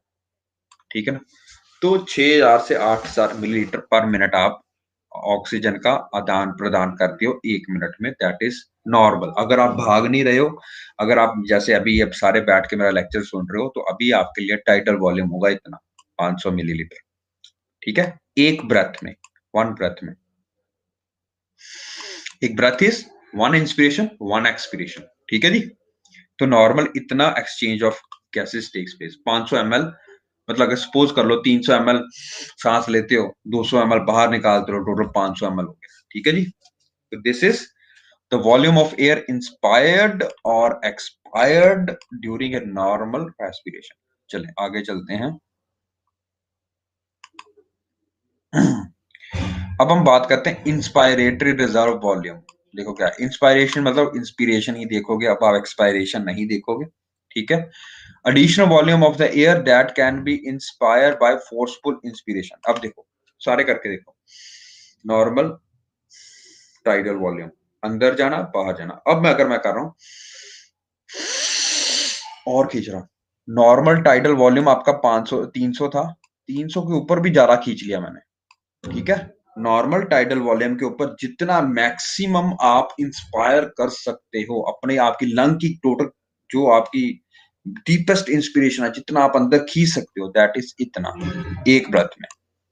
ठीक है, नॉर्मल कितना है, 500। 500 के ऊपर की बात कर रहा हूं मैं, ये देखो 500 के ऊपर की बात है ये। 500 तो टाइटल वॉल्यूम ही होगा आपका। ठीक है, नॉर्मल इंस्पिरेशन के बाद जब आप मैक्सिमम अंदर को खींच सकते हो, that is your inspiratory reserve volume. ये रिजर्व वॉल्यूम है, ये नॉर्मल तरीके पे यूज नहीं होता। ये कब यूज होगा, जब आपको बहुत ज्यादा सांस लेने की जरूरत पड़ेगी। ठीक है, सपोज आप डूब रहे हो या आपको पानी के अंदर जाना है, तो आपको एक ब्रेथ पूरी अच्छे से लेनी है, तो वो इंस्पायरेटरी रिजर्व वॉल्यूम होता है। ठीक है जी, इतना बड़ा याद करने की जरूरत नहीं, वैसे तो नाम से क्लियर हो जाना चाहिए आपको। इसके ऑपोजिट क्या होता है? Expiratory reserve volume. ये क्या है? टाइडल वॉल्यूम के बाद जितना आप जोर लगा के, पेट का जोर लगा के जितनी आप हवा बाहर निकाल सकते हो, that is your expiratory reserve volume. ये कितना होता है? ये इतना होता है। ठीक है, फोर्सफुल एक्सपायरेशन। ठीक है जी, डन। तो एक्सपायरेशन फोर्सफुली होगी, तो नॉर्मल के ऊपर जितना आप निकाल सकते हो टाइडल वॉल्यूम के बाहर, ये देखो एक्सपायरेटरी रिजर्व वॉल्यूम। ठीक है, चले आगे। आगे है हमारे पास, ये भी हो गया। Now we move on to inspiratory capacity. ये किसका ऐड होता है? जब आप इसमें टाइडल वॉल्यूम और इंस्पायरेटरी रिजर्व वॉल्यूम, याद है हमने पढ़ के आए थे, इन दोनों का गुना कर दोगे, यानी कि यहां से आके यहां तक, तो ये क्या बन जाएगा? आपका कैपेसिटी, इंस्पायरेटरी रिजर्व कैपेसिटी। ठीक है, इंस्पायरेटरी कैपेसिटी, रिजर्व नहीं, इंस्पायरेटरी कैपेसिटी। ये समय लग रहा है? देखो इसका मतलब कितना है, एक सांस में आप मैक्सिमम कितना ऑक्सीजन अंदर लेके जा सकते हो, मैक्सिमम कितना आप अपने लंग्स को फैला सकते हो, that is this much inspiratory capacity. What was reserve volume? हमेशा reserve volume, inspiratory reserve volume plus tidal volume, जब दोनों को ऐड कर देंगे तो क्या आ जाएगी हमारे पास? कैपेसिटी। ठीक है, इंस्पायरेटरी कैपेसिटी। कोई बहुत बड़ी डिफिकल्ट बात तो नहीं बोली, दोनों को ऐड ही गया। इसी तरह एक्सपायरेटरी कैपेसिटी आ जाएगा आपके पास। ठीक है, यहाँ उसको बोलते हैं फंक्शनल रेसिडुअल वॉल्यूम या कैपेसिटी, एफआरसी, ये लिखा हुआ ना, इसमें ईआरवी भी ऐड कर दिया और रेसिडुअल वॉल्यूम भी ऐड कर दिया। चलिए आगे। नो, क्या हो गया सनी? हम्म। तो एक बार इसकी स्क्रीनशॉट्स ले लो सारे, एक बार देख लेना इसको क्या क्या होता है इसमें, कोई इसमें बड़ी बात नहीं बोल रहा हूं मैं। ठीक है, इसी तरह आगे भी होता है, लेट मी शो यू। ये हो गया इंस्पायरेटरी, ये हो गया। ठीक है, तो इसको बोलते हैं एक्सपायरेटरी कैपेसिटी। जैसे इंस्पायरेटरी कैपेसिटी पड़ी थी, उसी तरह एक्सपायरेटरी कैपेसिटी है। इस किस किस का सम होगा? Expiratory capacity is tidal volume plus expiratory reserve volume, ये इतना होता है। ठीक है, दोनों को ऐड कर दो, 1000 में से 500 करोगे 1500 बन जाएगा, 1100 में 500 ऐड करोगे 1600 बन जाएगा। यही तो रेंज पड़ी थी हमने, अगर आप पीछे देखोगे तो। ठीक है, चले आगे। अच्छा, इसके अलावा क्या होता है हमारे पास? फंक्शनल रेसिडुअल वॉल्यूम या कैपेसिटी। देखो, जब आपने पूरी की पूरी जोर लगा के सारे का सारा हवा बाहर निकाल दी, ठीक है ना, टोटल हवा निकाल दी बाहर, लेकिन फिर भी हमारे पास कोई ना कोई वैल्यू बचती ही है। Late me show you.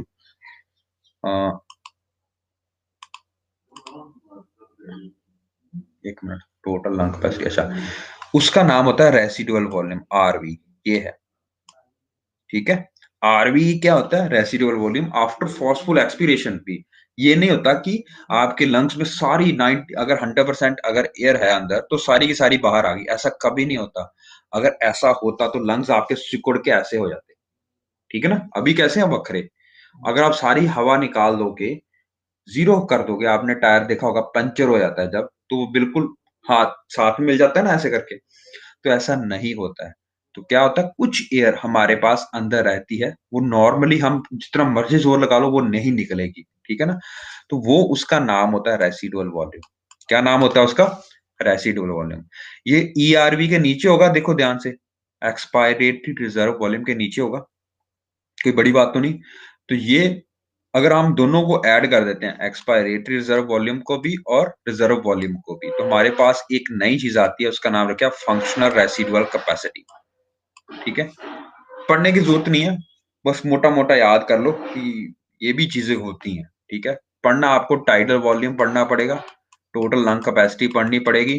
ठीक है, और इंस्पायरेटरी या एक्सपायरेटरी रिजर्व कैपेसिटी जो होती है हमारे पास, वो पढ़ लो मोटा मोटा।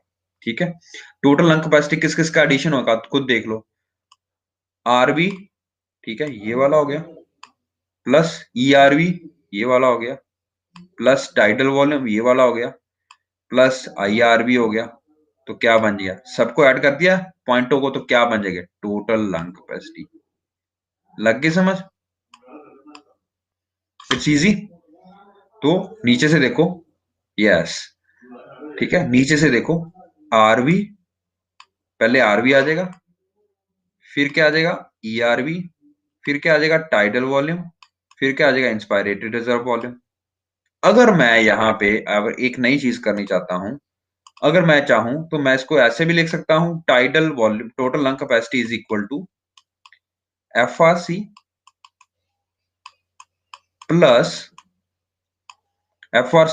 प्लस टाइडल वॉल्यूम, न टाइडल वॉल्यूम नहीं, inspiratory capacity, functional residual capacity plus inspiratory capacity. कोई गलत बोला? हाँ जी, ठीक है ना।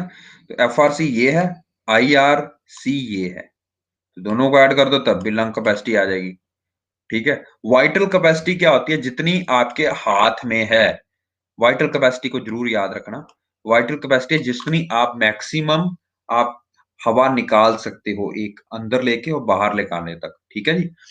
मैक्सिमम इंस्पिरेशन, मैक्सिमम एक्सपायरेशन, तो ये सारी किस किस में, वाइटल कैपेसिटी जो आपकी सारी रेस्पिरेशन में होती है, वो वाइटल कैपेसिटी यूज होती है। ठीक है जी। ये किस किस का सम होगा, खुद बताओ मेरे को। अगर मैं बोलूं inspiratory reserve volume plus two tidal volume plus expiratory reserve volume, तो ये क्या बन जाएगा मेरे पास, वाइटल कैपेसिटी। बहुत बढ़िया, ठीक है जी। You guys are getting it good. मेरे को लगा था मेरे को बहुत टाइम लगेगा इसको समझाने में आपको, तो मैं डर रहा था कि आपको करवाऊं के रहने दो। चलो इट्स ओके, अंडरस्टैंडिंग इट, बहुत बढ़िया। ठीक है।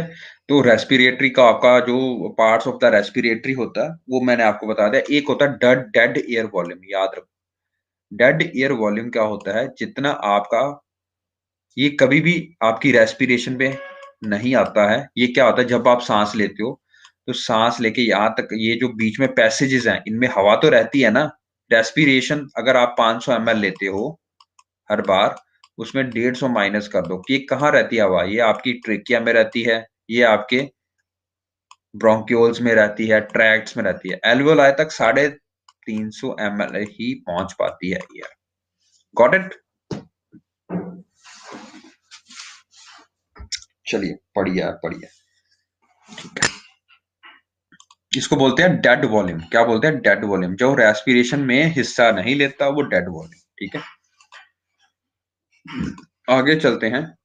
तो खुद सोचो, रेस्पिरेटरी साइकिल बता दिया मैंने, इंस्पिरेशन एक्सपीरेशन। इसको एक अगर वॉल्यूम की बात करनी है तो टाइडल वॉल्यूम बोलेंगे। कितना रेस्पिरेटरी रेट होता है, 12 से 16, 20 भी हो सकता है, क्योंकि 20 के बाद वी विल से कि ब्रेडी टेकिपनिया हो गया या ब्रेडिपनिया हो गया। ठीक है। Normal is 12 to 16. It can extended to 20, but not more than that. Spirometer क्या होता है, ये भी एक चीज होती है जो आपको हम देते हैं। कभी आपने देखा होगा अस्थमा के जो पेशेंट होते हैं, या जिनको सांस की बड़ी प्रॉब्लम होती है ना, तो डॉक्टर उनको बोलते हैं आप ना एक एक वो ऐसे करके उनको ये देते हैं, माउथ पीस। उनको बोलते हैं आप जोर से हवा निकालो बाहर सारी की सारी। तो कई बार क्या होता है, जिनको एलर्जी होती है, जिनको अस्थमा होता है या ब्रोंकाइटिस होता है, ठीक है ना, तो सांस की फेफड़ों की प्रॉब्लम होती है, तो उनके जब जब वो खांसी कर मतलब एकदम से हवा निकालने की कोशिश करते हैं, तो उनको खांसी बहुत ज्यादा आती है, तो इसीलिए आती है। उसको स्पायरोमीटर बोलते हैं। ठीक है। वो बात दूसरी है, वो इनहेलर दूसरा होता है। इनहेलर आप डालते हो जब आपने अस्थमा होता है, तो ये होता है जब आप, डॉक्टर आपका देखना चाहता है कि आपकी लंग्स की एक्सपेंशन कितनी है। ठीक है जी, स्पायरोमीटर। तो गैस एक्सचेंज आपको पता है किस प्रकार से होता है। अमोनिया, कहाँ से अमोनिया आ गया यहाँ पे सनी? ये दिख रहा है आपको, ये है रेस्पिरेटरी ब्रोंक्यूल, और लास्ट में एक गुच्छे से जो अंगूर के गुच्छे जैसे होते हैं वैसे लगे हुए हैं, वो है एल्वियोलाई। और एल्वियोलाई के ऊपर सारी की सारी क्या लगी हुई है, देखो, कैपिलरीज। ठीक है, ये क्या है, capillaries. Respiration is going over here. अब ये देख के डर तो नहीं लगता, pulmonary arteriole, pulmonary venule. Pulmonary मतलब कहाँ होगा, ये लंग्स में। वेन्यूल मतलब बहुत छोटा सा हिस्सा होगा, और कैपिलरी के बाद होगा या कैपिलरी के पहले होगा बताओ। ये सारी क्या है यहाँ पे कैपिलरीज है, ठीक है। जो आने वाला आर्टीरियोल, जाने वाला विन्यूल, ये पल्मोनरी विन्यूल जुड़ के क्या बना देगी पल्मोनरी वीन। ये पल्मोनरी आर्टरी जुड़, आर्टीरियोल क्या जुड़ के बना देगा पल्मोनरी आर्टरी। पल्मोनरी आर्टरी कहां से आएगी बताइए बताओ। खून कहां से लेके आ रही है पल्मोनरी आर्टरी?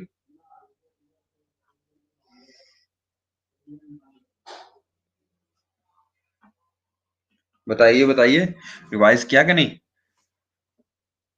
लंग से लेके आ रही है, सो बैड। संकेत व्हाट हैपेंड? हार्ट से लेके आ रही है। कौन से पार्ट से लेके आ रही है? हार्ट से। अगर ब्लू है तो कहां से आएगी बताइए? फ्रॉम हार्ट हो तो पता लग गया, कौन सा, लेफ्ट या राइट बताइए जल्दी जल्दी। गलत बात कर रहे हो अभी भी। गंदा खून किस तरफ होता है, राइट साइड या लेफ्ट साइड, ये बताइए। अरे राइट वेन कहां से आ गया, राइट साइड, राइट वेंट्रिकल बोलो तो। राइट वेंट्रिकल से मैंने आपको कराया था, पल्मोनरी आर्टरी आती है, दोनों तरफ जाती है, दोनों लंग्स की तरफ जाती है, और जाके पल्मोनरी आर्टीरियल और उसके बाद कैपिलरी नेटवर्क में कन्वर्ट हो जाते हैं। ये किसके ऊपर लगा होता है? ये आपके एल्वोलाइज के ऊपर लगा होता है, ठीक है। ये देखो छोटे छोटे गुच्छे देख रहे हो ना, ये एल्वोलाई हैं, ठीक है जी। तो जैसे ग्रेप्स होते हैं वैसे होता है। अब ये जहां से एक्सचेंज हो जाती है गैस, कार्बन बाहर चले जाती है, कार्बन डाइऑक्साइड, तो अंदर क्या बचता है उसके बाद? अच्छा खून, साफ खून। वो कहाँ जाएगा? पल्मोनरी वीन में। पल्मोनरी वीन से किस तरफ जाएगा बताइए? Pulmonary vein to right ventricle और लेफ्ट वेंट्रिकल। जो साफ खून है, पल्मोनरी वीन साफ खून लेके आ रही है। यस, लेफ्ट आर्टरी ऑरिकल या left atria to left ventricle, left ventricle to aorta, aorta to सारी डबल सर्कुलेशन। सर्कुलेटरी सिस्टम और पल्मोनरी सिस्टम ऑलवेज कोएग्जिस्ट, हमेशा साथ साथ में चलते हैं। लग गई समझ? ओके। अब पार्शियल प्रेशर आपको करने की जरूरत नहीं है, ये हम नहीं करेंगे क्योंकि ये बहुत ज्यादा हाई हो जाएगा, आप कंफ्यूज हो जाओगे। तो इतना हम नहीं कर रहे हैं। गैस ट्रांसपोर्ट में आपको बस इतना पता होना चाहिए कि ये देखो एल्वेलाई हो रही है, ये कौन सा मेम्ब्रेन हो सकती है बताओ? कौन सा एपिथेलियम है? सैकोमस एपिथेलियम, ये भी करके आए थे हम, ठीक है। ओके। एल्वेलाई के जो वाल्स है वो भी कौन बनाते हैं? सैकोमस एपिथेलियम। डन। तो इतना आपको करने की जरूरत नहीं है कि क्या क्या आगे होता है, ठीक है। तो ये भी आपको पता है, transport of the gases, O2 transport lung से टिश्यू की तरफ होगा और CO2 ट्रांसपोर्ट टिश्यू से लंग की तरफ होगा। अब जो गैसेस हैं, वो भी जो ऑक्सीजन है वो किस तरह से आपके ब्लड में मिलती है? वो प्लाज्मा में पाई जाती है या ऑक्सी हीमोग्लोबिन, याद है जब हम पढ़ के आए थे कि हीमोग्लोबिन का मेन फंक्शन क्या होता है? मेन फंक्शन ये होता है कि भाई वो ऑक्सीजन को अटैच करता है और कार्बन डाइऑक्साइड को भी अटैच करता है, क्योंकि कार्बन डाइऑक्साइड की मात्रा आपके टिश्यूज में ज्यादा होती है। याद है अब कार्बन डाइऑक्साइड कहां बनी थी? जब आपने रेस्पिरेशन की थी, याद है? रेस्पिरेशन का कंसेप्ट याद है कि फिर से लिखाऊं? C6H12O6 वाला प्लस ऑक्सीजन क्या बनाता है? CO2 plus H2O plus heat plus 38 ATPs। Yes, याद कर लिया आप सबने, ठीक है। तो ये CO2 तो हमारे काम की नहीं है, ये तो जहरीली है, तो ये बाहर निकालनी है। ये कहाँ पे हो रहा है? सारा कुछ टिश्यू पे हो रहा है। टिश्यू के पास जब ब्लड आता है तो ब्लड में क्या होती है? आरबीसीज। आरबीसीज में अटैच क्या होती है? ऑक्सीजन। जब ऑक्सीजन अटैच है तो ऑक्सी हीमोग्लोबिन बोलेंगे। ऑक्सी मतलब ऑक्सीजन, हीमोग्लोबिन, ऑक्सी एचबी। और जो ये अब कार्बन डाइऑक्साइड यहाँ वैसल आ रही है या जो ब्लड आ रहा है, जो प्योर ब्लड आ रहा है, उसमें कार्बन डाइऑक्साइड कम होती है, बाहर टिश्यू में ज्यादा होती है, तो ये डिफ्यूज होकर अंदर चले जाता है। ऑक्सीजन जो ब्लड आ रहा है, प्योर ब्लड आ रहा है, उसमें ऑक्सीजन ज्यादा होती है, तो अंदर क्या होता है? टिश्यू में कम होती है, तो ये अंदर चले जाता है। तो अब अटैच, अब देखो ऑक्सीजन अटैच होगी, ठीक है ना। अब ब्लड में प्लाज्मा भी तो पड़ा होता है, तो कुछ ऑक्सीजन प्लाज्मा में भी डिसॉल्व हो जाती है, ठीक है। मेजॉरिटी क्या करती है? ऑक्सी हीमोग्लोबिन के साथ अटैच होके कहां चले जाती है? एल्वेओलाई के पास। एल्वेओलाई के पास एक्सचेंज हो जाती है दोबारा जाके। डन। तो ये मेथड ऑफ रेस्पिरेशन है। मेथड ऑफ ट्रांसपोर्ट है, तो आप ब्लड प्लाज्मा में भी डिसॉल्व हो सकती है, एज ए ऑक्सीजन में भी डिसॉल्व हो सकती है। इसी तरह कार्बन डाइऑक्साइड का ट्रांसपोर्ट 3 प्रकार से होता है। मेजॉरिटी कहां से होता है? बाइकार्बोनेट से। बट नॉर्मली क्या होता है? कार्बन अमीनो हीमोग्लोबिन और कार्बोनिक एसिड। ये क्या बनता है, कैसे बनता है, हमें नहीं करना है। Majority you should know takes place, carbon dioxide का transport takes place through bicarbonate. ठीक है। 97% ऑफ ऑक्सीजन कौन कैरी करता है? हीमोग्लोबिन। ठीक है जी, इससे इसका ट्रांसपोर्ट होता है। आगे चलते हैं हम। ये ऑक्सी हीमोग्लोबिन पढ़ने की जरूरत नहीं है आपको, ये देख लो, एक बार देखना है तो। हाँ,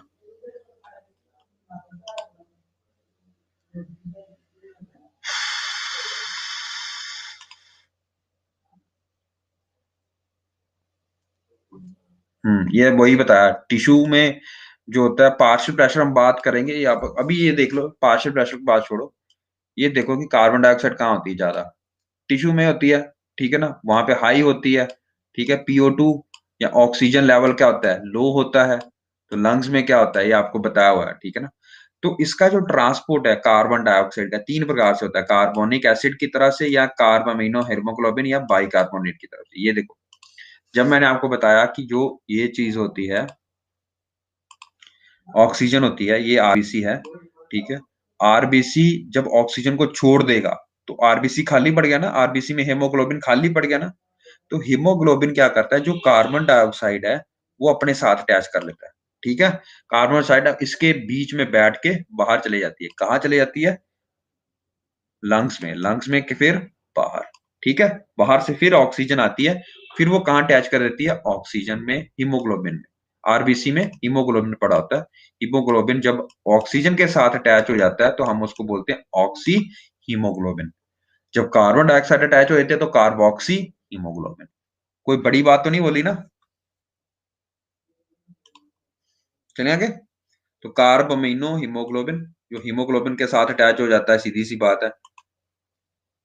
ठीक है, कार्बोनिक एसिड क्या होता है? देखो यहाँ पे लिखा होगा, जब कार अब ब्लड में प्लाज्मा होता है, प्लाज्मा में क्या होता है? पानी। पानी से भरा होता है ना प्लाज्मा, उसमें वाटर होता है। तो कार्बन डाइऑक्साइड जब वाटर में मिलाओगे तो जो ये एसिड बनता है उसको बोलते हैं हम कार्बोनिक एसिड। ठीक है जी, लग गई समझ? तो एक रिएक्शन भी आप करके दे सकते हो वाटर के साथ, जब आप कार्बन डाइऑक्साइड मिलाते हो तो कार्बन डाइऑक्साइड हाइड्रो H2CO3 पहुंच जाता है, इसका नाम है कार्बोनिक एसिड। ठीक है जी, चले आगे। यही कार्बोनिक एसिड, या जब आप बात करते हो टिश्यू में हमारे अमोनिया भी निकलती है, जो आप बात कर रहे थे, तो कार्बन डाइऑक्साइड जब आप इसके साथ अटैच करते हो तो कार्ब अमाइनो हीमोग्लोबिन भी चले जाता है। याद है, अभी हमने पढ़ा था। हीमोग्लोबिन के साथ जब आप कार्बन डाइऑक्साइड अटैच कर दोगे तो क्या बन जाएगी? Carb amino haemoglobin. ठीक है जी, 20 से 25% of carbon dioxide is transported through this method. 20 से 25%। ठीक है, नेक्स्ट आता है हमारे पास लास्ट वाला, ये वाला। 70% of the carbon dioxide is transported by transporting at as bicarbonate. What is a bicarbonate? जो हमने पहले बनाया था ना कार्बोनिक एसिड, ठीक है ना, उसी की रिएक्शन होती है जब वो और बहुत सारे प्लाज्मा में आयंस होते हैं, वो उसको तोड़ के आगे आप बना देते हैं ये, इसको बोलते हैं बाइकार्बोनेट आयन। ठीक है जी, हम पढ़ेंगे जब मैं आपको केमिस्ट्री कराऊंगा तब इसके बारे में बताऊंगा। बट ये याद रख लो कि majority of carbon transport in human beings they takes place through bicarbonate, as a bicarbonate, not carboxyhaemoglobin. ठीक है जी, ये आपको याद करना, ये लिख लेना, बस इतना ही याद करना है आपने आपको। चलिए आगे हम पढ़ते हैं डिसऑर्डर्स क्या होते हैं इसके, मोटा मोटा देख लेते हैं डिसऑर्डर्स। जब ट्रैकिया, ये होता है ना इसका ल्यूमन, ल्यूमन का मतलब होता है खाली जगह, ट्रैकिया ये है। जब ट्रैकिया का बोर छोटा हो जाएगा, सोचो किसी कारणवश ट्रैकिया का या ब्रोंक्यूल्स का या किसी भी चीज का, तो सांस लेने में क्या होगी? दिक्कत होगी कि बड़े आसानी से सांस ले सकते हो।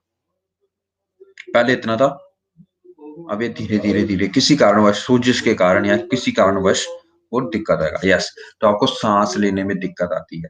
सांस लेने में दिक्कत आती है तो आप वो पफ सा डालते हो, ये वाला रेस्पिरेटरी वाला, ये देखा होगा, ये पंप सा डालते हो।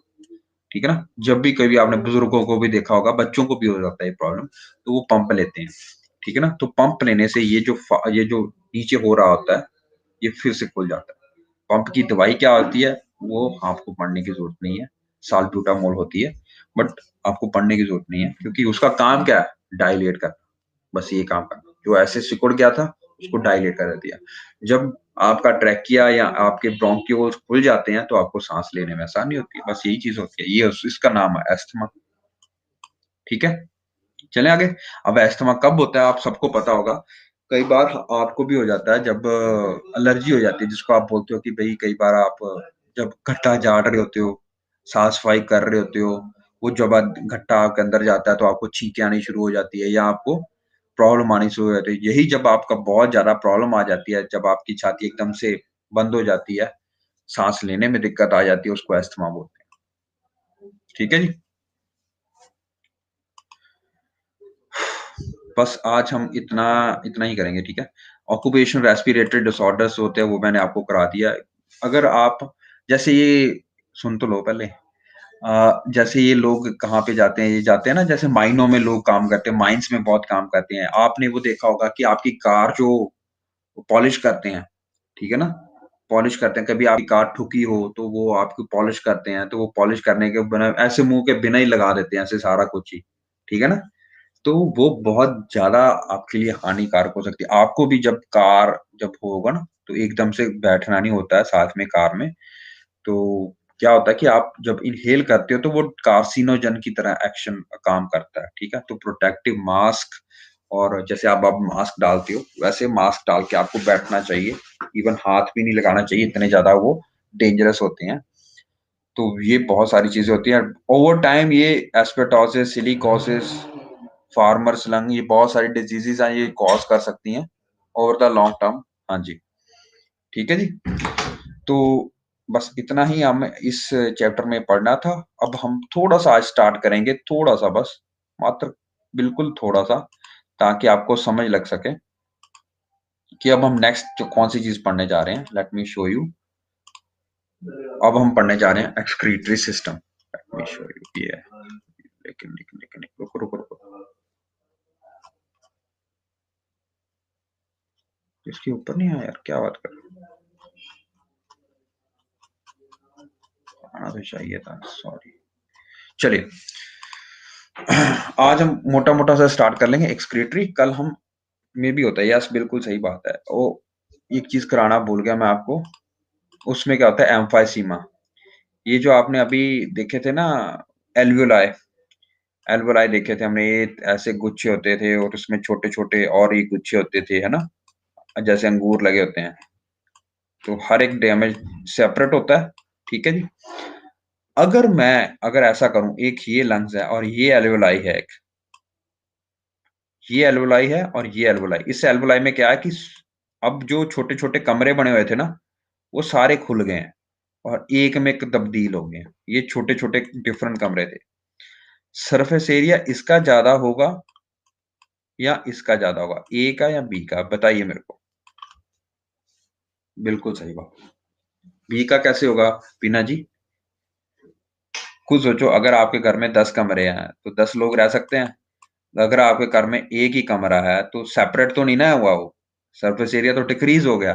तो यहाँ पे अगर 1 एमएल भी आप कर सकते हो, 1 एमएल एक कमरा अगर ट्रांसपोर्ट कर सकता है, तो 10 एमएल ट्रांसपोर्ट कर सकते हो। यहाँ पे कितना है? कमरा तो एक ही है ना, कमरा तो एक ही है, तो 1 एमएल ही ट्रांसपोर्ट करेगा वो ऑक्सीजन।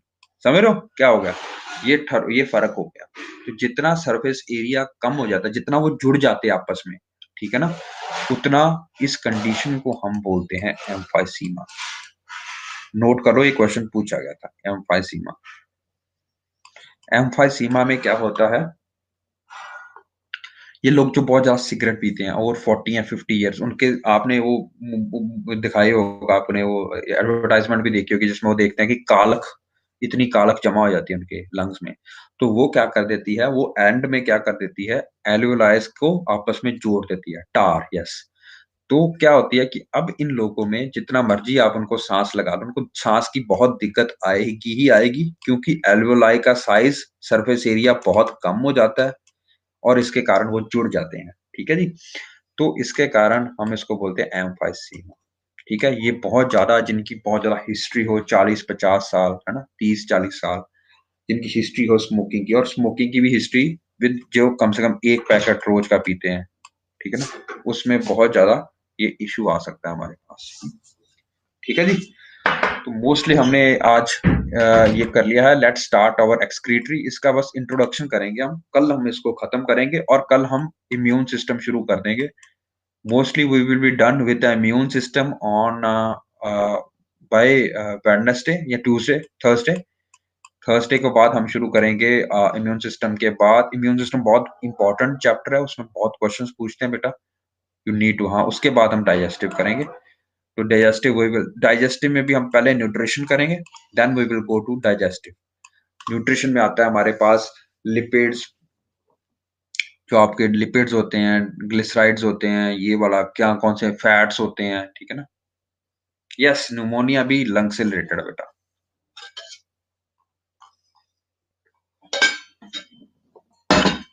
बट कुछ का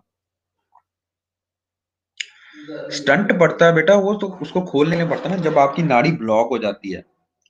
सोचो, हार्ट को भी तो खून चाहिए ना, तो जब उसकी नाड़ी ब्लॉक हो जाएगी तो उसको खोलने के लिए हम क्या डालते हैं, बलूनो प्लास्टिक करते हैं, उसको आप स्टंट बोलना बोलते हैं। जिसमें क्या होता है, नाड़ी को खोल दिया जाता है अपने आप, फुला के ना, एक पाइप डाली जाती है उस नाड़ी में और उसको फुला दिया जाता है। जब वो फुला दिया जाता है तो वो एंजियोप्लास्टी बोलते हैं। ठीक है जी। Now we should do discuss excretory products and their elimination. Why we need to do excretory? क्योंकि ये छोटा चैप्टर है और आज थोड़ा सा हम कवर कर लेंगे। एक्सक्रीशन क्या होता है, याद रखो, excretion is the elimination of metabolic waste materials like ammonia, urea, uric acid from the body. Done? Ammonia, urea, uric acid, हमेशा 3 याद रखना। सिर्फ इनका ही नहीं, कार्बन डाइऑक्साइड का भी, इनका ही नहीं, वाटर वेपर का भी, इनका ही नहीं, ऑक्सीजन का भी, इन प्लांट्स। ठीक है, इसको अभी छोड़ दो, हम बात करेंगे। कार्बन डाइऑक्साइड का एक्सक्रीशन भी होता है आपके बॉडी में। ये सारे सॉलिड होते हैं या लिक्विड होते हैं। ठीक है, ओके। जब आपको गैस को एलिमिनेट करना है तो we will eliminate it through respiration. ठीक है, और उसके लिए कौन सा, हम ह्यूमंस में कौन सा ऑर्गन है, लंग्स। डन। बाकी एक्सक्रीशन के लिए हमारे पास एक स्पेशलाइज्ड ऑर्गन होता है, उसका नाम है किडनीज। ठीक है, बस किडनीज। आगे चलते हैं। तो हम बड़े एक्सक्रीशन की डेफिनेशन बात की है। एक्सक्रीशन के अलावा ये अभी हम एनिमल्स की बात कर रहे हैं, अभी प्लांट्स की अभी हम बात करते हैं। Animals, type of excretion in animals is of 3 types. ठीक है, मोनोटैलिज्म जो NH2 NH3 यानी कि अमोनिया को एलिमिनेट करते हैं। अमोनिया का बड़ा भाई है यूरोटैलिज्म और उसका भी बड़ा भाई है यूरिकोटैलिज्म। ठीक है जी, ओके। ये कैसे एक दूसरे के साथ रिलेटेड हैं वो अभी हम बात करते हैं। Yes, ammonia, urea, uric acid. कहते हैं ना, यूरिक एसिड बढ़ गया, तो यूरिक एसिड हमारे में बढ़ता है। ठीक है, एनिमल्स में और मैमल्स में खास करके, और मैमल्स में भी, ह्यूमन बींग्स में। ठीक है, गठिया जिसको बोलते हो आप, गोट गोट गोट आर्थराइटिस, गोटिया आर्थराइटिस। ठीक है ना, यस। तो यूरियोटेलिज्म मोस्टली एम्फीबियंस में होता है और मोनोटेलिज्म किस में होता है, फिशेस में। चले आगे, ये क्यों होता है हम अभी बात करेंगे। इससे पहले we should do basically what is excretion in plants and animals, कैसे ये डिफर करती है। प्लांट्स भी बहुत सारे एक्सक्रीशन करती है, जो बंदा रेस्पिरेशन करता है। और इसी जब मैंने आपको फर्स्ट चैप्टर बायोलॉजी का करवाया था, तब मैंने आपको कराया था कोई भी थिंग लिविंग क्यों है, क्योंकि वो मेटाबॉलिज्म करती है। मेटाबॉलिज्म के आगे 2 पार्ट करवाए थे मैंने आपको, खाना खाना यानी कि डाइजेशन, और रेस्पिरेशन और एक्सक्रीशन। सॉरी, 3 पार्ट होते हैं, डाइजेशन, रेस्पिरेशन और एक्सक्रीशन। जो ये बंदा तीनों काम कर रहा है, that is a living being. ठीक है ना। और रेस्पिरेशन हमने पढ़ लिया, डाइजेशन अभी पढ़ना है, एक्सक्रीशन का अभी हम बात कर रहे हैं। तो जो भी आप खाना खाते हो, वेस्ट प्रोडक्ट तो बनता ही बनता है, ये तो सबको पता है ना। ठीक है ना, इसमें तो कोई दो राय नहीं है ना, लग गई समझ। तो यहाँ पे देखो, as compare to animals plants produce waste, इसको मेरे को क्लियर करने दो। जो प्लांट है वो भी अपना वेस्ट प्रोडक्ट बनाते हैं, बट वो बड़ी स्लोली बनाते हैं, ठीक है। अगर आप अभी अभी खास करके देखो, सर्दियों में हमारे पास वॉशरूम बहुत जाना पड़ता है, आपको बाथरूम बहुत आता है ना, तो हम तो, अगर आपने अभी एक गिलास पानी पिया होगा, 15 मिनट बाद आपको बाथरूम जाने की अर्ज आएगी, ठीक है ना, क्योंकि अभी सर्दियां, हम अभी इसकी बार भी बात करेंगे, ठीक है ना। तो ये जो वेस्ट प्रोडक्ट्स को बहुत स्लोली एलिमिनेट कर पाते हैं कौन, प्लांट्स, ठीक है। वेस्ट वहां पे भी बनते हैं, बट वो बहुत स्लोली और बहुत स्मॉल अमाउंट्स में उसको एलिमिनेट कर पाते हैं, ठीक है। इसके कारणवश इनके पास कोई ऑर्गन नहीं होते हैं, कोई स्पेशल ऑर्गन नहीं होता। आप प्लांट्स में किडनीज नहीं पाई जाएंगी, प्लांट्स में लंग्स नहीं पाए जाएंगे, ठीक है ना, कोई स्पेशल ऑर्गन नहीं होगा उनके पास एज कंपेयर टू एनिमल्स। लेकिन वो फिर भी एलिमिनेट करते हैं वेस्ट प्रोडक्ट्स को। और कौन कौन से वेस्ट प्रोडक्ट होते हैं उनके पास, हमेशा याद रखो, कार्बन डाइऑक्साइड, ठीक है, water in the form of water vapour, ठीक है, वाटर वेपर्स एंड ऑक्सीजन। अब आप बोलो सर ऑक्सीजन भी वेस्ट प्रोडक्ट होता है, यस, बहुत बड़ी बात है, क्योंकि एनिमल्स में को तो ऑक्सीजन चाहिए, लेकिन प्लांट्स को oxygen as a waste product निकलता है, समझ रहे हो। क्योंकि प्लांट्स में दो चीजें हो रही हैं, कौन कौन सी बताइए, दो प्रोसेसेस हो रहे हैं प्लांट्स में, फोटोसिंथेसिस एंड रेस्पिरेशन।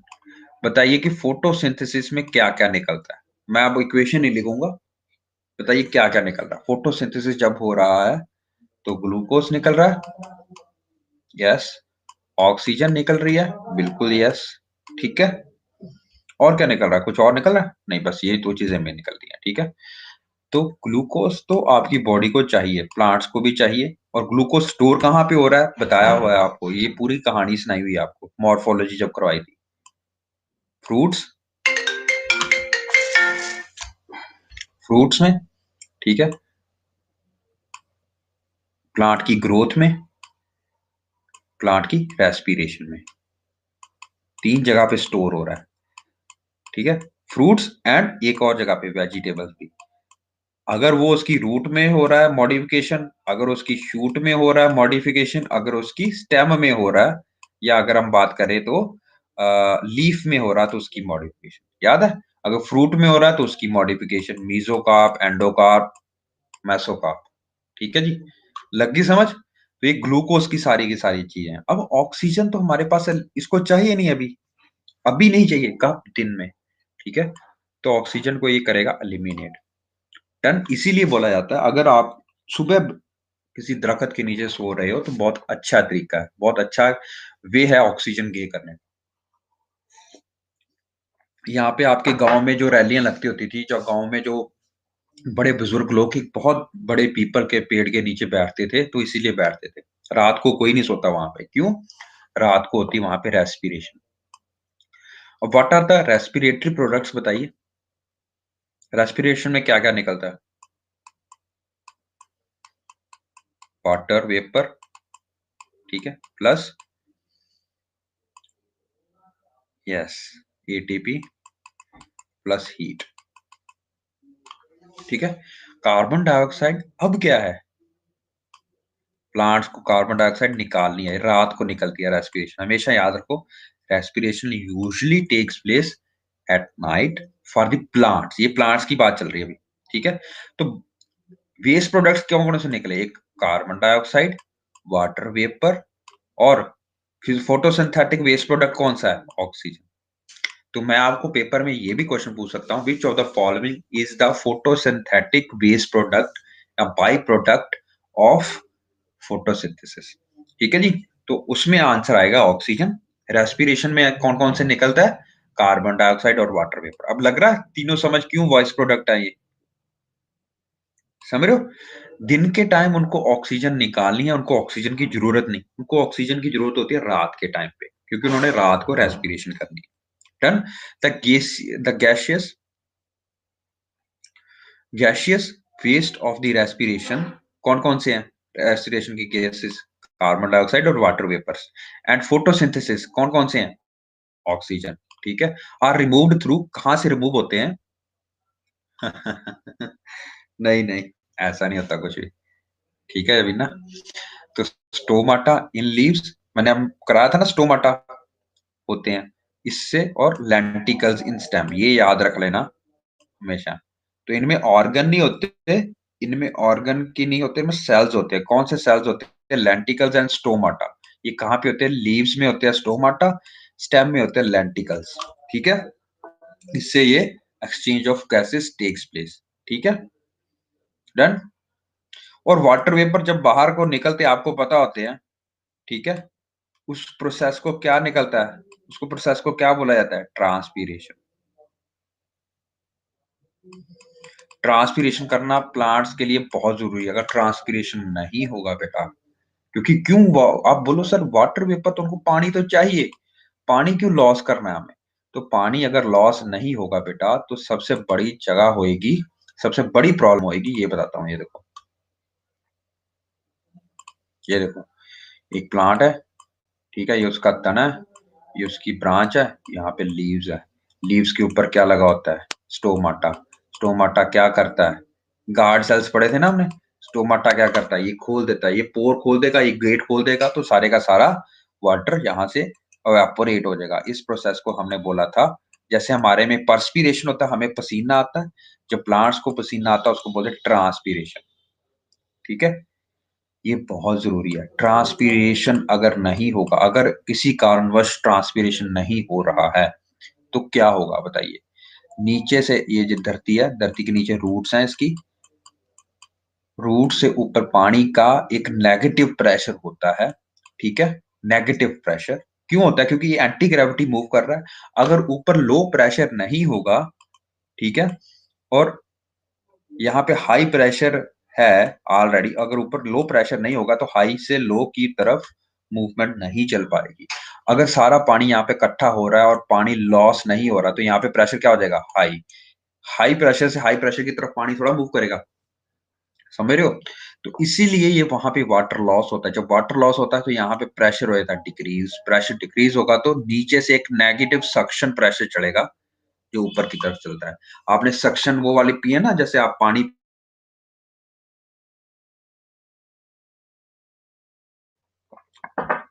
बहुत बढ़िया दीक्षा जी, लग रहा समझ अब? तो आज हम प्लांट्स तक की करेंगे, कल हम ह्यूमंस की एक्सक्रीशन को समझने की कोशिश करेंगे। ठीक है जी, ये है प्लांट्स की तरफ। तो next class will be for excretion specific, और इम्यून सिस्टम हम थोड़ा सा बेटा।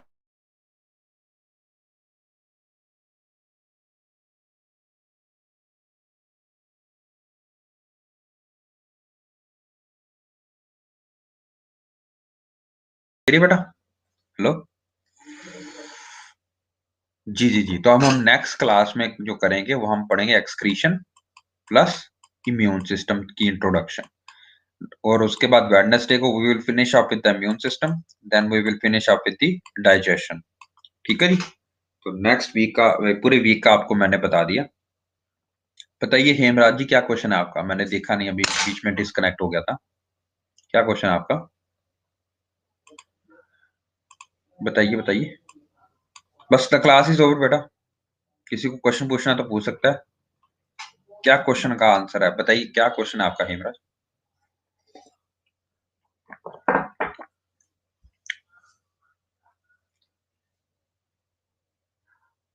अरे यार, उबास तब आता है क्योंकि आपकी बॉडी में CO2 की कंसंट्रेशन ज्यादा बढ़ गई है भाई। जब आपकी CO2 की कंसंट्रेशन ज्यादा बढ़ गई है और आपके यहाँ पे सेंसर लगे होते हैं, आपकी छोटे ब्रेन में, छोटा दिमाग है ना आप वहां पे, तो उनको लग पड़ता है कि भाई CO2 ज्यादा बढ़ रहा है, इसको एलिमिनेट कैसे करना है? जब आप सांस लोगे, कई बार क्या होता है कि आप सांस इतने अच्छे से नहीं लेते हो, तब आप उबासियां लेते हो। ठीक है, जब आप और आपके जो लंग्स हैं उसमें ऑक्सीजन की कैपेसिटी इतनी नहीं बढ़ पा रही है, तो वो आप उबासी लेते हो। ठीक है, तो वो आपका इंस्पायरेटरी कैपेसिटी ही बढ़ाता है, और इंस्पायरेटरी रिजर्व वॉल्यूम, ये दोनों बढ़ाता है। ठीक है जी, got your answer? No no no, lungs have 3 lobes on the right side, 2 lobes on the left side, हम बात करेंगे। अभी बता देता हूँ। देखो लंग्स जो होते हैं हमारे, जो राइट साइड का है वो 3 हिस्सों में बटा होता है, अपर, मिडल, लोअर लोब। ठीक है, lower lobe, middle lobe, upper lobe. ठीक है, लेकिन यहाँ पे एक और चीज भी पड़ी है हमारे पास, हार्ट। ठीक है, इसी कारणवश जो दूसरा लंग होगा उसके केवल और मात्र 2 लोब्स होंगे, upper lobe and lower lobe. इसमें मिडल लोब नहीं होता है। ठीक है जी शिवम, क्यों नहीं होता? क्योंकि हार्ट इस तरफ को होता है, आपको मैंने पहले बताया था। इस तरफ 3 लोब होंगे राइट साइड को, लेफ्ट साइड को आपके 2 लोब्स होंगे, 2 लोब्स। लोब्स मतलब कंपार्टमेंट। Got it Shivam?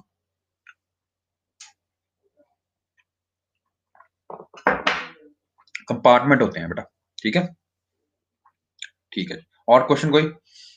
तो आज का जो हमारा लेक्चर था, एक हमने सीएपीएफ की स्ट्रेटेजीज डिस्कस की हैं, सीएपीएफ की स्ट्रेटेजीज डिस्कस की हैं। ठीक है, नाउ आप, आपको ये आपके ऊपर है कि आप टेस्ट देना चाहते हो कि नहीं। It's totally voluntary. जो 3 ईयर वाले हैं, अगर उनको लगता है सर अभी हमारे पास टाइम है, तो they can skip it, but it is, मैं खुद आग्रह करूंगा कि आप जो 1 ईयर वाले हैं एटलीस्ट वो जरूर ज्वाइन करें, या जो अगले साल सीएपीएफ या सीडीएस का पेपर देने के इच्छुक हैं वो जरूर करें। ठीक है, इनके बिना तो काम, इनके लिए तो बहुत ज्यादा नेसेसरी है। ठीक है जी, वॉलंटरी मैंने बता दिया। 3 ईयर वाले अब बोलते हैं सर अभी तो हमने डिग्री नहीं की, तो दे कैन स्किप ओवर। ठीक है, यस, यस सुमनप्रीत जी, तभी तो मैं आपको करवा रहा हूं। इसमें भी तो 400 वर्ड के तीन चार ऐसे आते हैं, 300 वर्ड के, तो 1200 वर्ड्स के अराउंड ऐसे आता है। बट इसमें 3 ऐसे आते हैं डिफरेंट डिफरेंट प्रकार के, तो इसीलिए मैं आपको बताता हूँ कि बहुत ज्यादा वेरिएबिलिटी होती है। जब आप प्रिंट कर लोगे बेटा, तो एक ऐप आती है आपके पास, कैम स्कैनर, या आप कोई भी नेट पे डाउनलोड कर सकते हो जो स्कैन कर दिया ऐप। ठीक है, कैम स्कैनर से आपने मेरे को सारा स्कैन करके दोबारा मेरे को और रिचा मैम को ये पेपर भेजना है, आपने सबमिट करना है। अब आप बोलो, ये एक पेपर तो मैं आपका वहां पे ले लूंगा सीधे का सीधा। ठीक है, थ्रू नेट, उसमें आपको 2 घंटे मिलेंगे, 125 क्वेश्चन होंगे। ठीक है, वहां पे तो 2 घंटे में आपको किस तरह से करना है वो आपके ऊपर डिपेंड करता है। पेपर का मेथड आपको बता दिया मैंने। ठीक है,